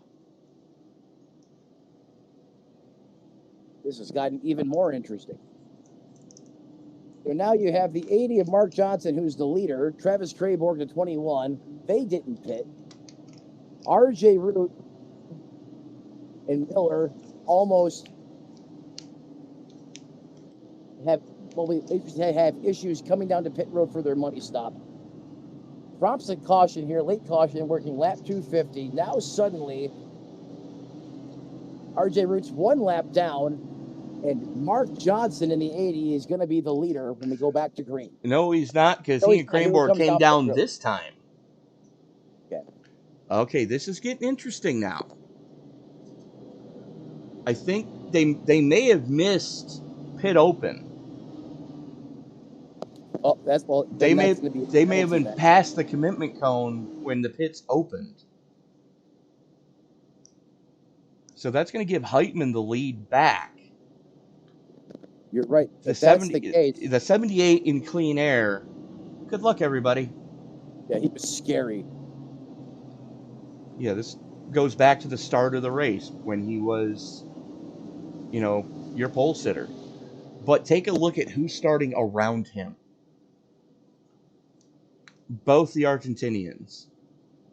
Eugenio Alonso's going to roll off second, and Rodrigo Loga going to roll off third. Well, those two continue to bring the salsa. They have been spicy here again, like tonight. Muy caliente. What he said. Derek, but I don't know what's scarier. Heitman in the 78 being on the front row again, or watching RJ Root almost ruin his race on that pit stop. That's been the only thing that's been his Achilles heel a couple times this season. RJ Root in that money stop a couple times has snake bit him. Tony, you know what I'm talking about. A couple times through the grass there late in the race earlier in the season. Oh, yeah. But now he's got to take the waiver around, basically. He was your leader. He's going to start the tail end of the lead lap. In 12th, I might add. In 12th, but still, that's a lot worse than first. True. And now you give Heitman clean air. He's like a Mr. Go Green machine out there. You give him all the clean air in the world, and that car is like a... You saw how fast that car was, Tony. Yeah, that car was bad fast in the opening segment. Just it was jaw-droppingly fast. But the minute you change the arrow on that car, the performance drastically changed. So as lights go out, I guarantee you Heitman knows it. Let's see if he throws it on the restart here to do everything he can to stay ahead of Eugene Alonso. Tanner Marty, the rest of SNN going to bring it here one more time late into the Geico restart zone. Derek Heitman's going to hit it and let it send. And here we go one more time. The 48 is going to come up and give a little shot to Cornez. Help get him going. It's a drag race going into turns 1 and 2. 3 wide here, almost 3 wide. There goes Cornez. Look at the 86 of Alonso. Did he bump the wall? Did Marty get him? Marty giving him a push. He's going to help him get around the 3 of Lola. Meanwhile, Murray has already gotten by both of them. And now sets his sights and try to reel Heitman in as RJ Root is already up to 11th, but he's got a full second to make up on Mark Johnson. Logan Alonso still door-to-door. Matt White right there as well as his Cranborg. And I'm hearing beating and banging back there, but I don't see who it is. White looking to the inside of Loga for 4th place going into turn number 3. Loga letting it eat on that top lane is White still slugging it out with him. Checking back in here just inside the top 10. As that is Johnson, Herring, and Root really starting to heat things up. Root now works the inside of Johnson. He's got 9th place. As White still leaning on the 86 of Alonso. That's your battle for the final step of the podium. And don't look now. But here comes Travis Kleinborg and Eugenio Alonso. Oy. Miller is there as well. Miller is still a lap down to everybody. As we're getting ready to put 256 in the books.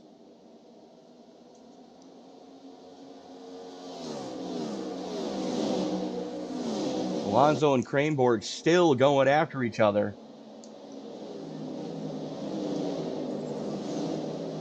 It's Kleinborg up into 4th. Miller there for a blocker.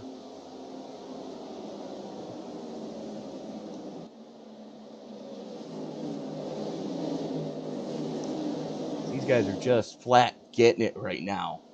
RJ Root works on the inside of Tanner Marty. Root now up into 7th. Still plenty of time left. It's not do or die mode yet for the 69, but he can't let those guys get too far ahead.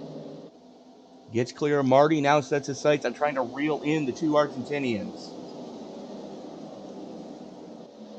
And that being the 03 of Rodrigo Loga and the 86 of Eugene Alonso. That's 5th and 6th on the racetrack right now. They are putting on a show here tonight from Countrytown, Nashville, USA. Cannot seem to find a way around Matt White in that 48 car. Well, Kleinborg's gotten by him. Right, Kleinborg's gotten by him.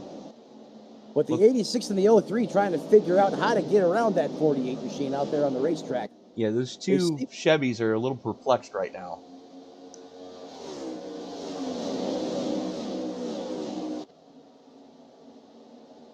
Heitman continues to show the way. Loga now has to deal with a fast-closing RJ Root. And that's never a... No, you're absolutely right. Oh, go for it, Tony. That's never a good thing to see out of your rearview mirror. And that's exactly what Rodrigo Loga is seeing as we are on board with him. That's RJ Root directly behind him. And it's like worst case scenario. Oh yeah, absolutely. But right now, you know, Loga and Alonso are kind of having their own little battle. The battle for Buenos Aires right now is they're both Buenos Aires, Argentina natives, and they're running right there with each other. So, you know, it's kind of fun to see these little battles. It is. They've kind of been doing it, you know, a lot over the past, you know, month and a half or so. They kind of push on each other a little bit at times too, and you can't forget Seba Cortez. He's been a part of that as well. He's been filling the watch as well, as he's back there just a little bit out of picture right now, but still in this one. Yeah, all 3 of them still running in a very strong top 10. As a matter of fact, some of your biggest movers right now are just flirting just outside the top 10. As Steve Herring and John Wilco in 11th and 12th are both plus 18. I mean, they've got a little bit of breathing room to get up there into a top 10 position, but, you know, still very strong runs. Rich Jett in 13th is plus 15, and Ken Ron is sitting plus 16 in 15th. Just goes to show you, it doesn't really matter where you start, it's how you finish. And that's a big part of the formula for those drivers that Tony there just mentioned. You know, they have, and especially really, I mean, Ken Ron and John Wilco and those guys have really turned up their performance and just how good they've been on track week in and week out tremendously, it seems, over the past month and a half, 2 months. Now, the bad news is... Uh-oh. Yeah, Oh, it's a good uh-oh. I was going to say Oh, yeah, uh-oh is Uh-oh. right. Back into the top 5. That is the 69 of RJ Root, who came in just as that caution was coming out. Matter of fact, he had just hit his pit box when the caution flew. I was about to say, uh-oh. RJ Root just got his groove back because he just put a nasty move on Matt White, and he's looking to charge past the 22, Alex Murray, and the 21 of Kryborg. I mean, that was slick. What a move that was, how the 69 set him up. Gosh, I wish I had instant replay. But now he is all the way up to 4th, Tony. No, he's not. Yeah, he is. I'm sorry, I was looking at the wrong car. It was Murray and Craneboard going after each other now, and they've got to be careful because RJ Root has been bad fast, especially if you get him into clean air. Forget it, it's lights out. I mean, well, not only that, but that drive from, basically sitting shotgun on the lead lap there, and the way he's just drove up through there, and he just took the 48 to the cleaners there, and now he's knocking on the back door of the best in this series. I think RJ might surprise a couple people here. I think he might win this one. Because let's just be honest. RJ, you can get your hate mail coming now. That's Matt Mettler, care of ESPN, SRM. Hey, I'm showing him love. Tampa, Florida, P.O. Box OU812. You just jinxed him. No, I did not. Yes, you did. No, if I said that about... Right. Then, yes, absolutely. Okay. So all I was saying is, before he went away he had that break in the series and competition, he was just lights out. And when he came back, he was fast. He didn't have that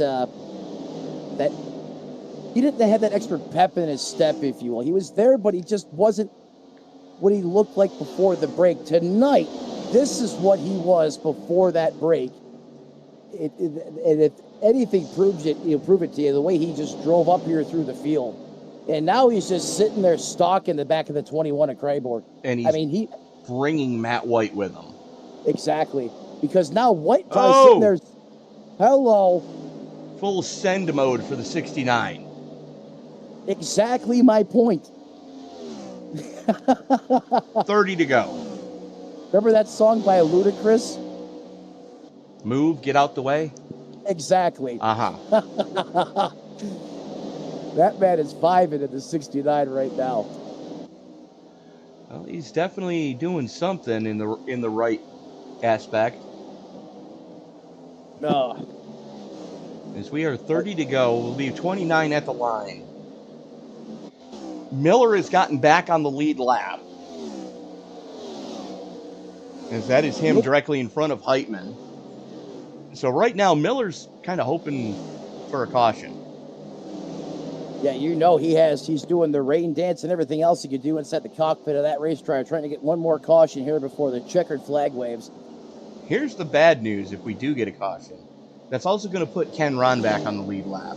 And that is bad news for the rest of the Blue Ovals because Ken Ron has been one of the strongest bow ties all season long. Yes, and yes. Could not agree with you more, bud. Meanwhile, checking back with this battle for second, third, and fourth, they run stem to stern, working their way around the very wounded 09 of Timmy Cook. Yeah, Alex, you know what I'm going to do? I said I wasn't going to do this, but I am. This is what Alex Murray sees out his rearview mirror. Bonk. That'll wake you up. Yeah, it will.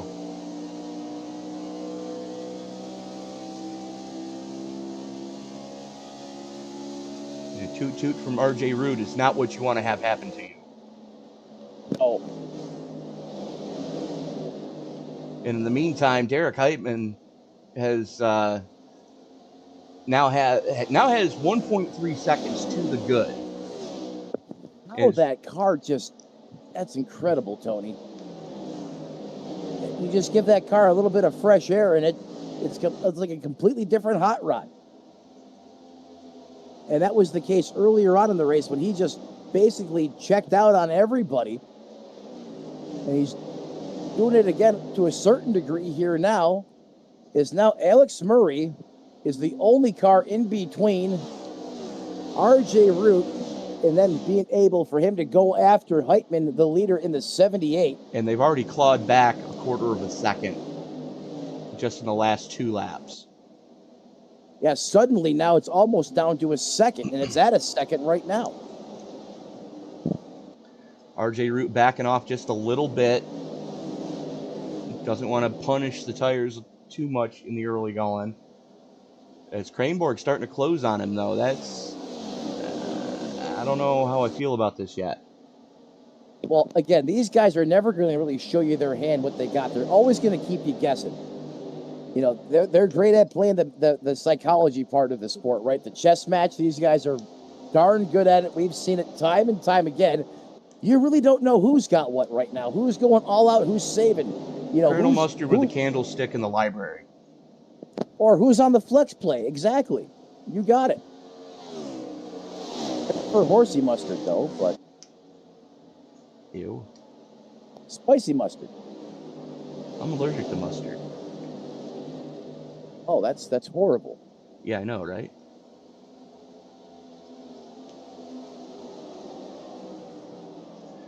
But, you know, checking in here,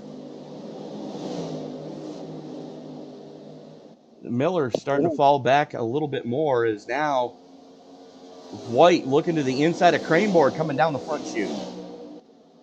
Yeah, he just put a bunch of pepper on the back of Kronborg so much where he basically had to give the 48 the spot. I mean, he was eating all over the back of that race car. Definitely did the right thing. Kronborg knows these. Kronborg's thinking big picture right now. I mean, he's got a monster lead in the point standing. He's not going to lose all that much ground by finishing with a top 5 tonight. You know, he's got a second cleared of Eugenio Alonso behind him, so, you know, there's no sense really, you know, putting the car in a bad situation, as we're going to be 20 to go this time by.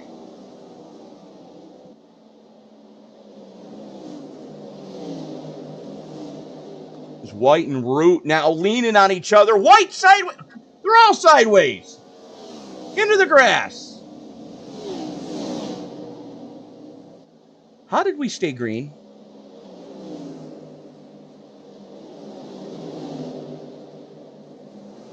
Okay. What? Yeah. Was...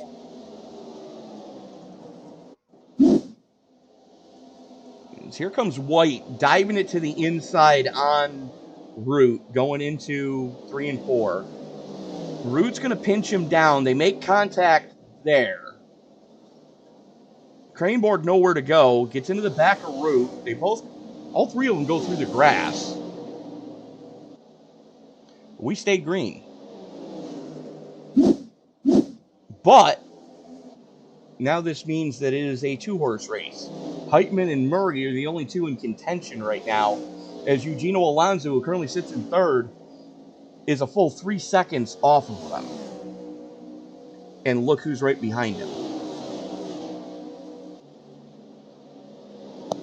Who would have guessed it, right? Rodrigo Loga. No. Travis Kronborg. Oh, I thought you said who was behind Travis Kronborg. No, who's behind Alonso? Oh, I'm sorry, I misunderstood you. Yes, Cyborg, Kronborg there, right there in 4th. You're right. I can't get over the sudden switch to the off-road section of the racetrack there for Root and company, but I mean, somehow they all kept it straight and we stayed green. Oh, oh, that got dicey. Yeah, Loga just about popped Miller's can there. That was close.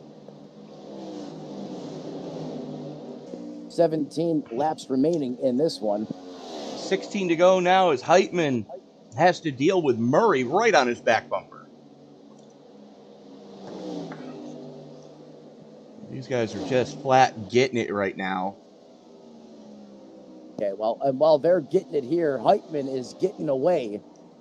Heitman and Murray both are getting away as they're 3.5 They seconds are. to the good over that man in the 86, who currently sits in third, as Craneboard starting to try to reel him in.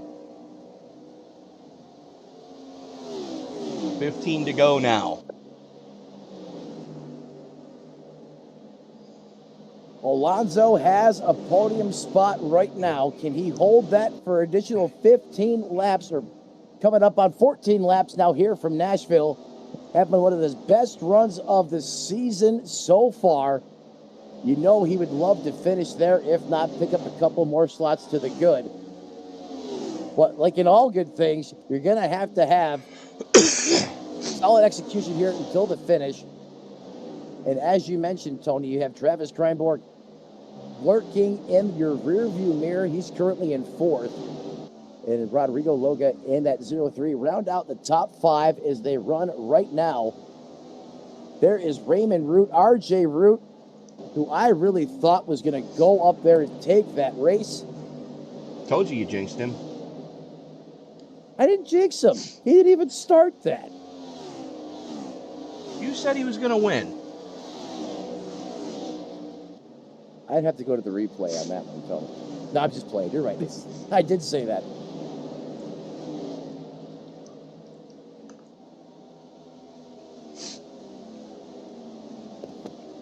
But hey, come on. You got to talk about the big moments on the racetrack, and watching RJ drive the way he did tonight. That car was really underneath him, and he was up on the wheel. It was very reminiscent of how he was earlier on in the season. Still a great run, though, for that driver of the 69 car. And that same story there for that 48 machine of Matt White. He has been up here inside the top 10 virtually all race long. Currently resides in 6th position out there. Tanner Marty, all 3 wide all of a sudden. Boys, don't do Holy it. crap. Oh, my. Leaning on each other.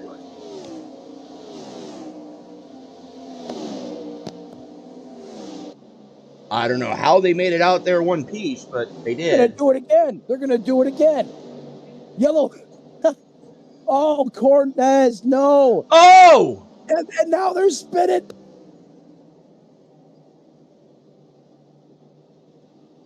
They're acting like the Blue Angels out there on the racetrack.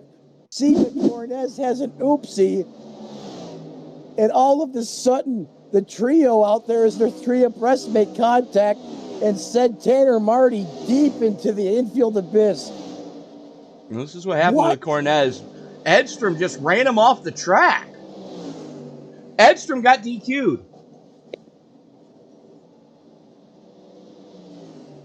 DQ'd is for incident points, or like a Yes. hard DQ? Oh, wow. Okay. He just poofed as soon as they made contact. Well, it's never over until it's over, is it, Tony? And here's the battle that we were watching. 3-wide situation again. And just, that looked like just net code, just ran them up the track. Both pieces of front suspension completely ripped off the 69. Tanner Marty got sent into the grass. That front end is toast. Looks like he's going to try to limp it back to pit road, though.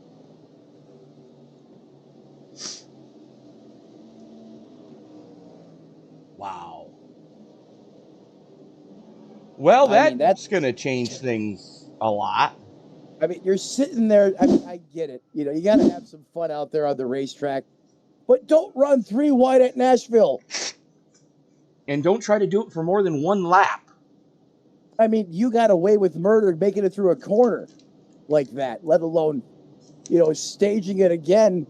Because the other part of that is this is a sim. You're relying on software codes of, lines of code and everything working together to make sure that if you don't actually touch each other, the software doesn't think that you touched each other.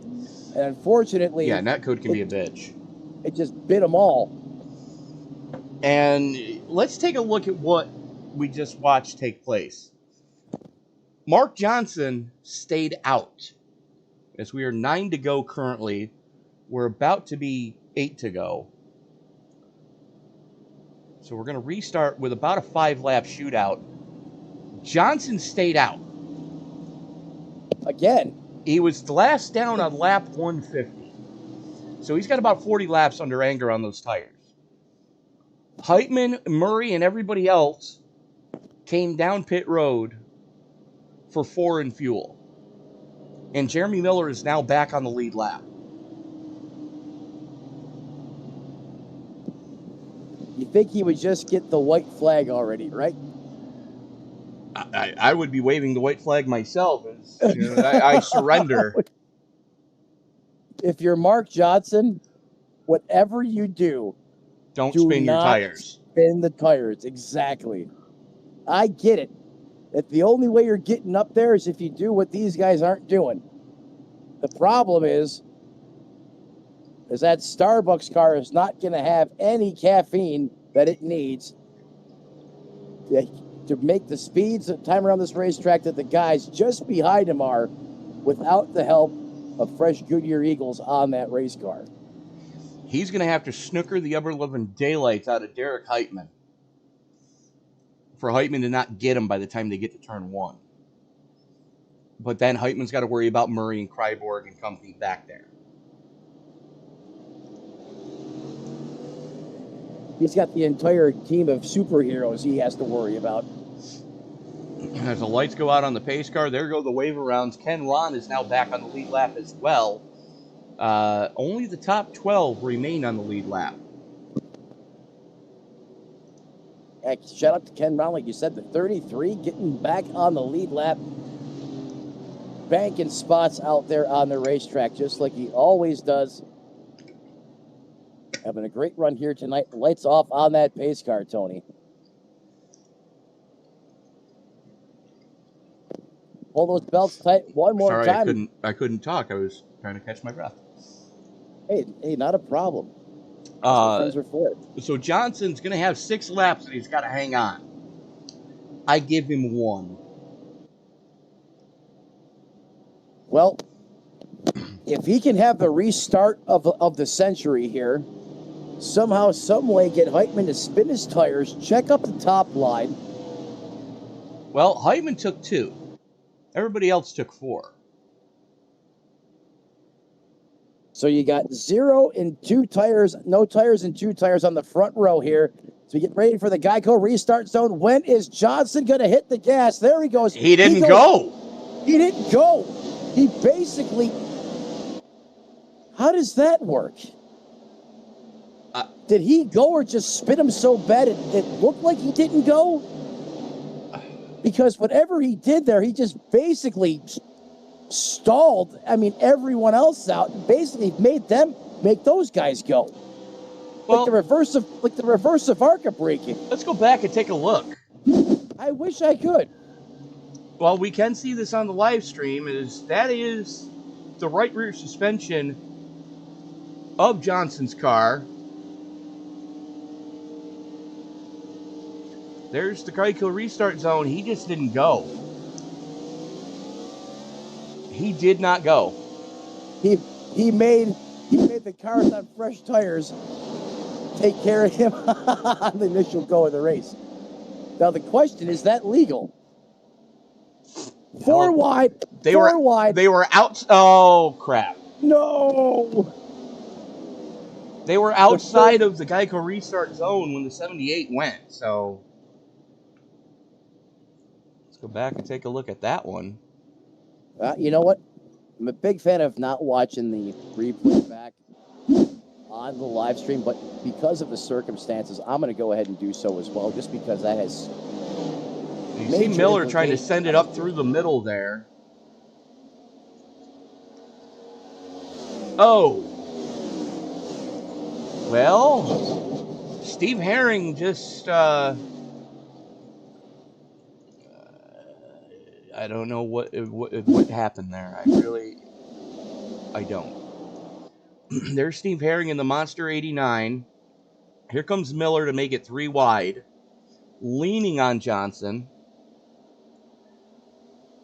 The 29 ran him up into Johnson, and Johnson nowhere to go. Around goes Miller, caution back out, and we are going into overtime.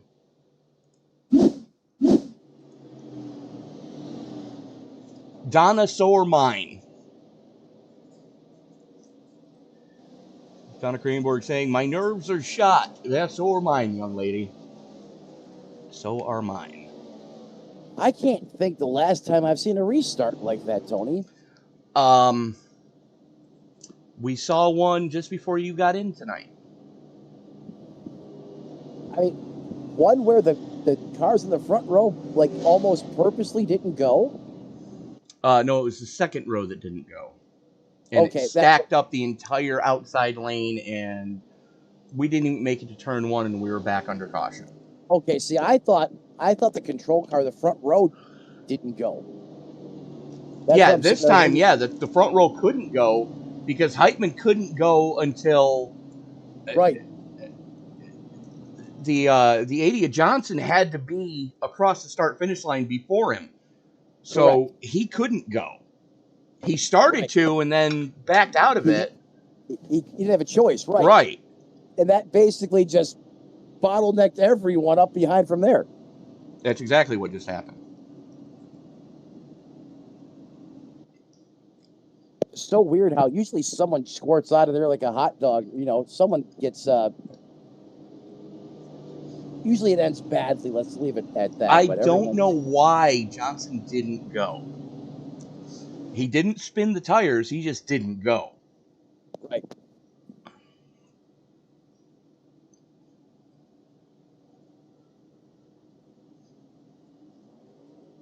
It was almost like he had no idea they were going back to green, and he was just cruising right at pace speed, or at caution speed.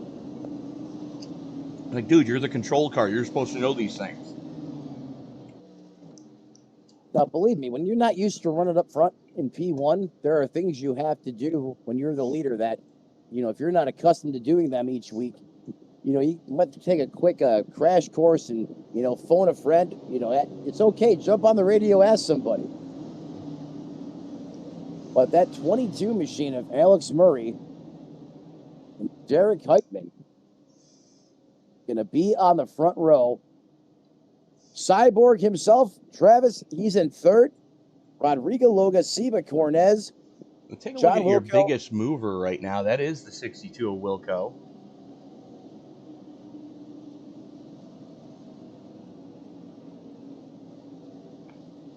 "24 spots he has gained tonight. The only other one that's north of plus 20, Ken Ron, who's going to be restarting right next to him. 24 and 23 respectively. That man literally has a revolution every single race. He starts way back there. I mean, deep. It always comes out beautiful at the end of these things. If Conron actually laid a time in qualifying, and I wonder, first, how strong would the lap be? And secondly, how far forward could he get if he actually started towards the front? I've thought about that myself at times too as well, Tony.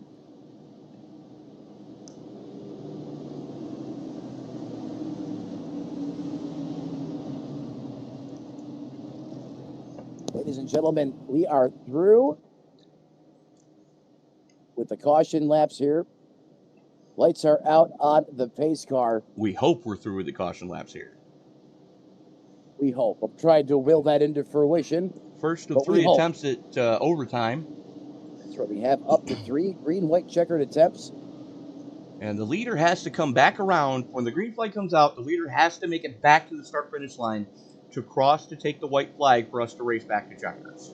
And it's not from his visual point when he crosses the white flag. It's from when iRacing's view updates that he crosses the line for the white flag. We know all about that, don't we, Tony? Too much.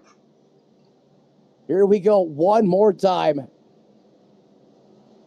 Alex Murray Nation, does he bring it home again, or is it Travis Kryborg or Derek Heitman? Gonna find out here one more time. 2 laps to go. Full send. Don't hold anything back right now. Look at Ken Ron continue to rip it on the top. 3 wide. Tanner Marty looks to carry the 3 wide party again, and does as he sails it. Now looking to come around the outside of the 80 of Johnson there, who was your leader just a few moments ago. Hey, Matt, guess what? We are racing back to checkers. Let's go. Murray, Kraneborg, and Heitman all right there.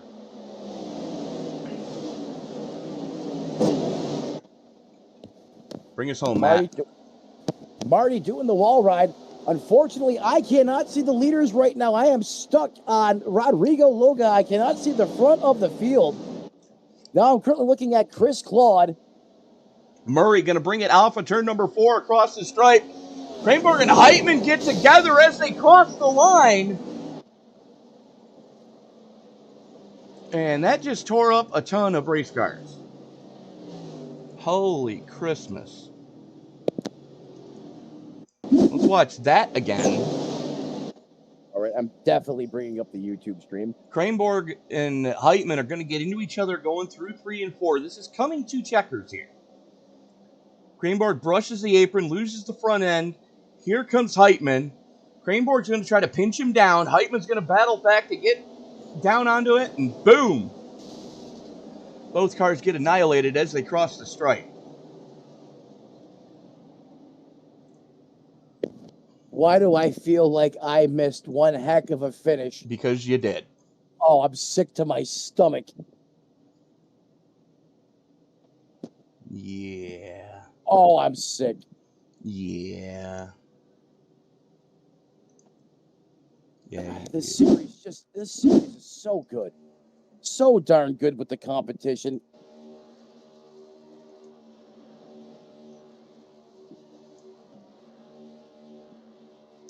Oh, I can't believe I missed that. Yeah, that kind of sucks. But the one thing you're not going to miss, Matt, I believe you've got our winner with you now. Alex Murray. Matt Tony up in the booth. He got his bud. I got you. Hey, it doesn't matter if you're turning right or left, or if you're back in Nashville. That 22 took it to Rockville tonight. Welcome back to Victory Lane. Back up in the booth, man.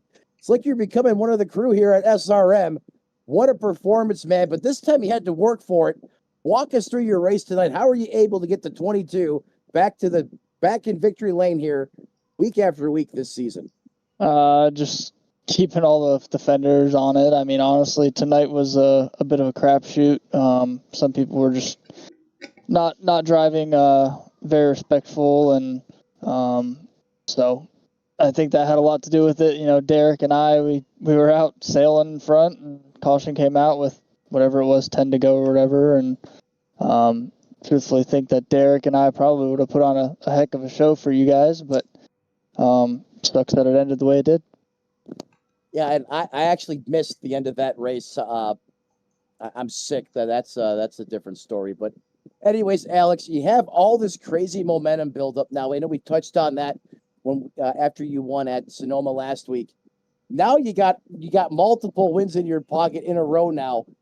Is this just going to keep building? Is the sky the limit for you? I mean, where's the limit for you right now as far as your performance goes? Is this the peak, or can you guys still continue to get better and find more to build off of each week? I think it's a group effort for sure from Prodigy Sports and Ryko Performance. Every week we just try to get better and better through the week, and we've definitely hit on it here as of late, and hopefully we continue to hit on it and continue to have the speed and the momentum that we do. You know, you mentioned speed and momentum. It seemed like tonight you guys were really favoring the bottom, or earlier in the season it seemed like the top was the way to go. Are you guys seeing that right now as well with this new update in the race car and how it's performing out there on the racetrack? I think that the concrete's got a little bit of a little bit to do with it, considering that the tire just doesn't fall off as much as it would on an asphalt track. You really got to watch your temperatures instead of your tire wear. So I think that has a lot to do with it. That's why you'd see comers and goers for sure. You just have to save your tires in a different manner with the concrete track compared to a asphalt track. Well said.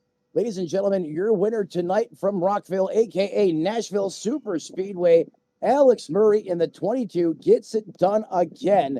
He is your winner. Tony Trapasso, back to you, sir. Alex, real quick before we let you go, what are your thoughts going into Chicago next week? It's a big unknown. I've yet to do a lap on it, so we'll see. I know that Ken at Ryko Performance has already gotten us set up, and looking forward to doing some laps tomorrow on it. And I'm sure it's a fast one, and hopefully we're back up front. But it's definitely going to be a no one's ever ran laps there, so it's going to be a crapshoot again because everyone's going to be learning the track through the week, and we're going to come into Sunday and not really know what to expect. So we'll see. All right, Alex Murray, congratulations on the victory here tonight at Nashville.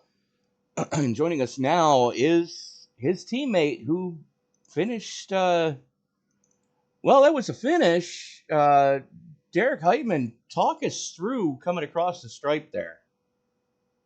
Travis hit the apron in 3 and 4 and washed up the track.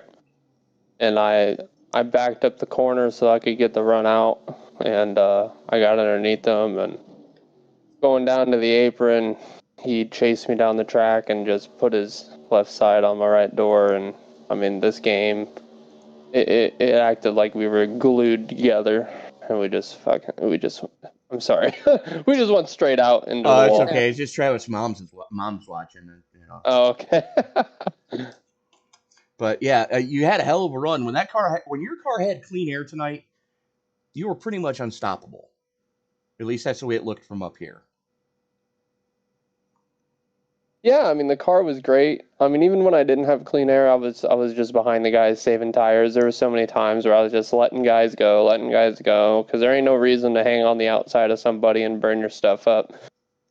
So then, towards the end of runs, I was getting the tire advantage, and I was working my way back up through those guys, and I think I made it up to P2 at one point, and I was just about to take the lead back from RJ, and then a Mickey Mouse caution came out again, and it was just a very interesting night. I feel like the ending of that race should have been a heck of a lot better with a battle between Alex and I. Because, when we pitted, we compared tires, and actually we had the exact same right front tire percentage, but my right rear was way better. I had so much more pace. I was going to start pushing with 10 to go, and of course caution comes out right on that lap. Well, we go into Chicago street circuit next week. What are your thoughts going into that one? Have you been on the track yet? I have not been on the track yet. I don't know how I feel about NASCAR going to a street circuit personally. I think they should just stick it to traditional road courses. I feel like even the race in real life is going to have a couple parking lots. And I mean, league racing on here, not even just this league, but the other 2 leagues that are run, it's probably going to be a mess. I mean, we're not running cautions on road courses. So what's going to happen if the car in P5 wrecks? Right, and another car gets collected, and then it's just everybody's going to barrel in. It's going to. Well, at that point, a caution would fly because it's the way that I understood it. We're not going to run cautions unless there is a parking lot somewhere. And yeah, I know, but it's preventing the parking lot from occurring in the first place is going to be the challenge. So, I guess we'll see what happens. Come tomorrow, I'm going to end up buying the track. I'll do a bunch of practice throughout the week and just try to get good there. All right, Derek, who do you need to thank before we let you go celebrate? I need to thank Ken Byron for, of course, always giving us great setups. This car at Ryko is amazing this week. I mean, I think Ken said in the Discord, Ryko recorded around 56 wins on the week. So that is absolutely fantastic. Shout out to Brandon's Lasers for being on the hood of the car. It looked great. The car looked fantastic. Glad we got one of them in victory lane. And last but not least, always remember where you come from. Got to shout out Michael Conti. Michael Conti is a Coke driver, and he's a great mentor, great coach. Derek Heitman, congratulations on a podium here at Nashville. Best of luck to you next week at the Chicago Street Circuit. Thanks, guys. And Matt, I believe you've got our points leader with you now. Travis Freiburg, Matt, Tony in the booth. You got us, bud. Yeah, I got you. Well, we already know you are our current points leader. Congratulations on currently winning the top spot in the series in that perspective.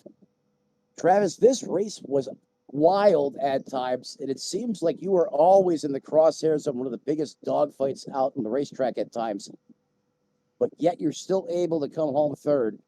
Do you feel like you had a little bit more for these guys, or does third feel about right for the performance of that race car where it was stacking up against the rest of the competition tonight?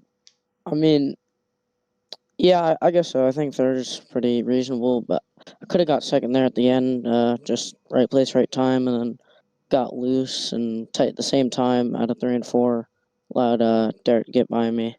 But, I mean, for the damage we had at the end, I think we had about like 40 seconds of damage. Car was just not driving all that good, so I'm happy with the third. Yeah, it's amazing to me to hear you in a couple interviews now where you say, Matt, this car wasn't that good, and yet you're up there, fighting for the lead or fighting for wins, and you're basically sound like the car's out to lunch. I mean, that's just a testament to how good you are behind the wheel of that race car. Anything else you maybe could have done a little bit different tonight, or was this race just the way that unfolded? You really can't plan for some of these things. You just have to attack it real time. And I don't know, I think I could have definitely practiced a lot more throughout the week. I had like little to no practice coming in here, so just tried to learn as much as I could from Alex, Derek, Brandon, like all those prodigy guys who were just top notch tonight. So I just tried learning as much from them as I could, and guess it worked out and got better and better as the race went on. Now we're here. And I think that's what you guys do so well as a team collectively. You get better and better, not only throughout the course of the race, but you spend so much time working together as a team throughout the course of the race on setups. You guys do a lot more than what your fans and everyone watching the broadcast sees on Sunday nights. It's a collective weekly effort, isn't it? I mean, yeah, unfortunately I'm not with them anymore, but I still learn from them every week, and they're always still a help, whether they're telling me directly or I'm just looking at what they're doing on track. So, yeah, they're always a big help. They're a great group of guys. Yeah, my mistake there. Sorry about that. It's just so hard sometimes to, not associate in that retrospect. But since Tony did the same thing, I'm going to ask you as well. Chicago road course next week, big unknown. Have you been on the racetrack yet, or is this about to be your first time setting yourself in the race car now that we're done and we have Nashville Superspeedway written in the history books? Unfortunately, I still have to make that purchase, so no, 0 laps on that track as of right now. But, Thanks, Mom. I'm going to have to put in some practice there and see how we do next week. I can tell you this. There are parts of that racetrack where you cannot fit not even 2 Indy cars side by side through some of these corners. They get really tight in some areas, and it's blind, so just be prepared for that. But I know you'll have it figured out by the time we get there. Before we cut you loose, who do you want to thank who helps you get it done on the 21? Well, just got to thank my mom and my dad for letting me do this every week. I know I'm a big pain in the butt sometimes, but they still let me sit down and race this every week, so I got to thank them. Thank Your Change. Proud of you guys for being so good and letting me learn off of them. But, yeah, just mainly my mom and dad. There he is, ladies and gentlemen. A little bit of damage on the race car. Not quite as good as he thought he could have been if the car was just a little bit better, but still comes home with a strong performance in third place tonight. That is Travis Freiburg, driver of the 21. Tony Trapasso, back to you. And with that, we put another one in the books. Take a quick look at our finishing order. Alex Murray, Derek Heitman, Travis Cranborg. We already spoke to those 3 gentlemen. Rodrigo Loga winning the Battle of Buenos Aires tonight, coming home in fourth. Seba Cornez in fifth. Eugenio Alonso for Jack Dollar Motorsports running out your top six.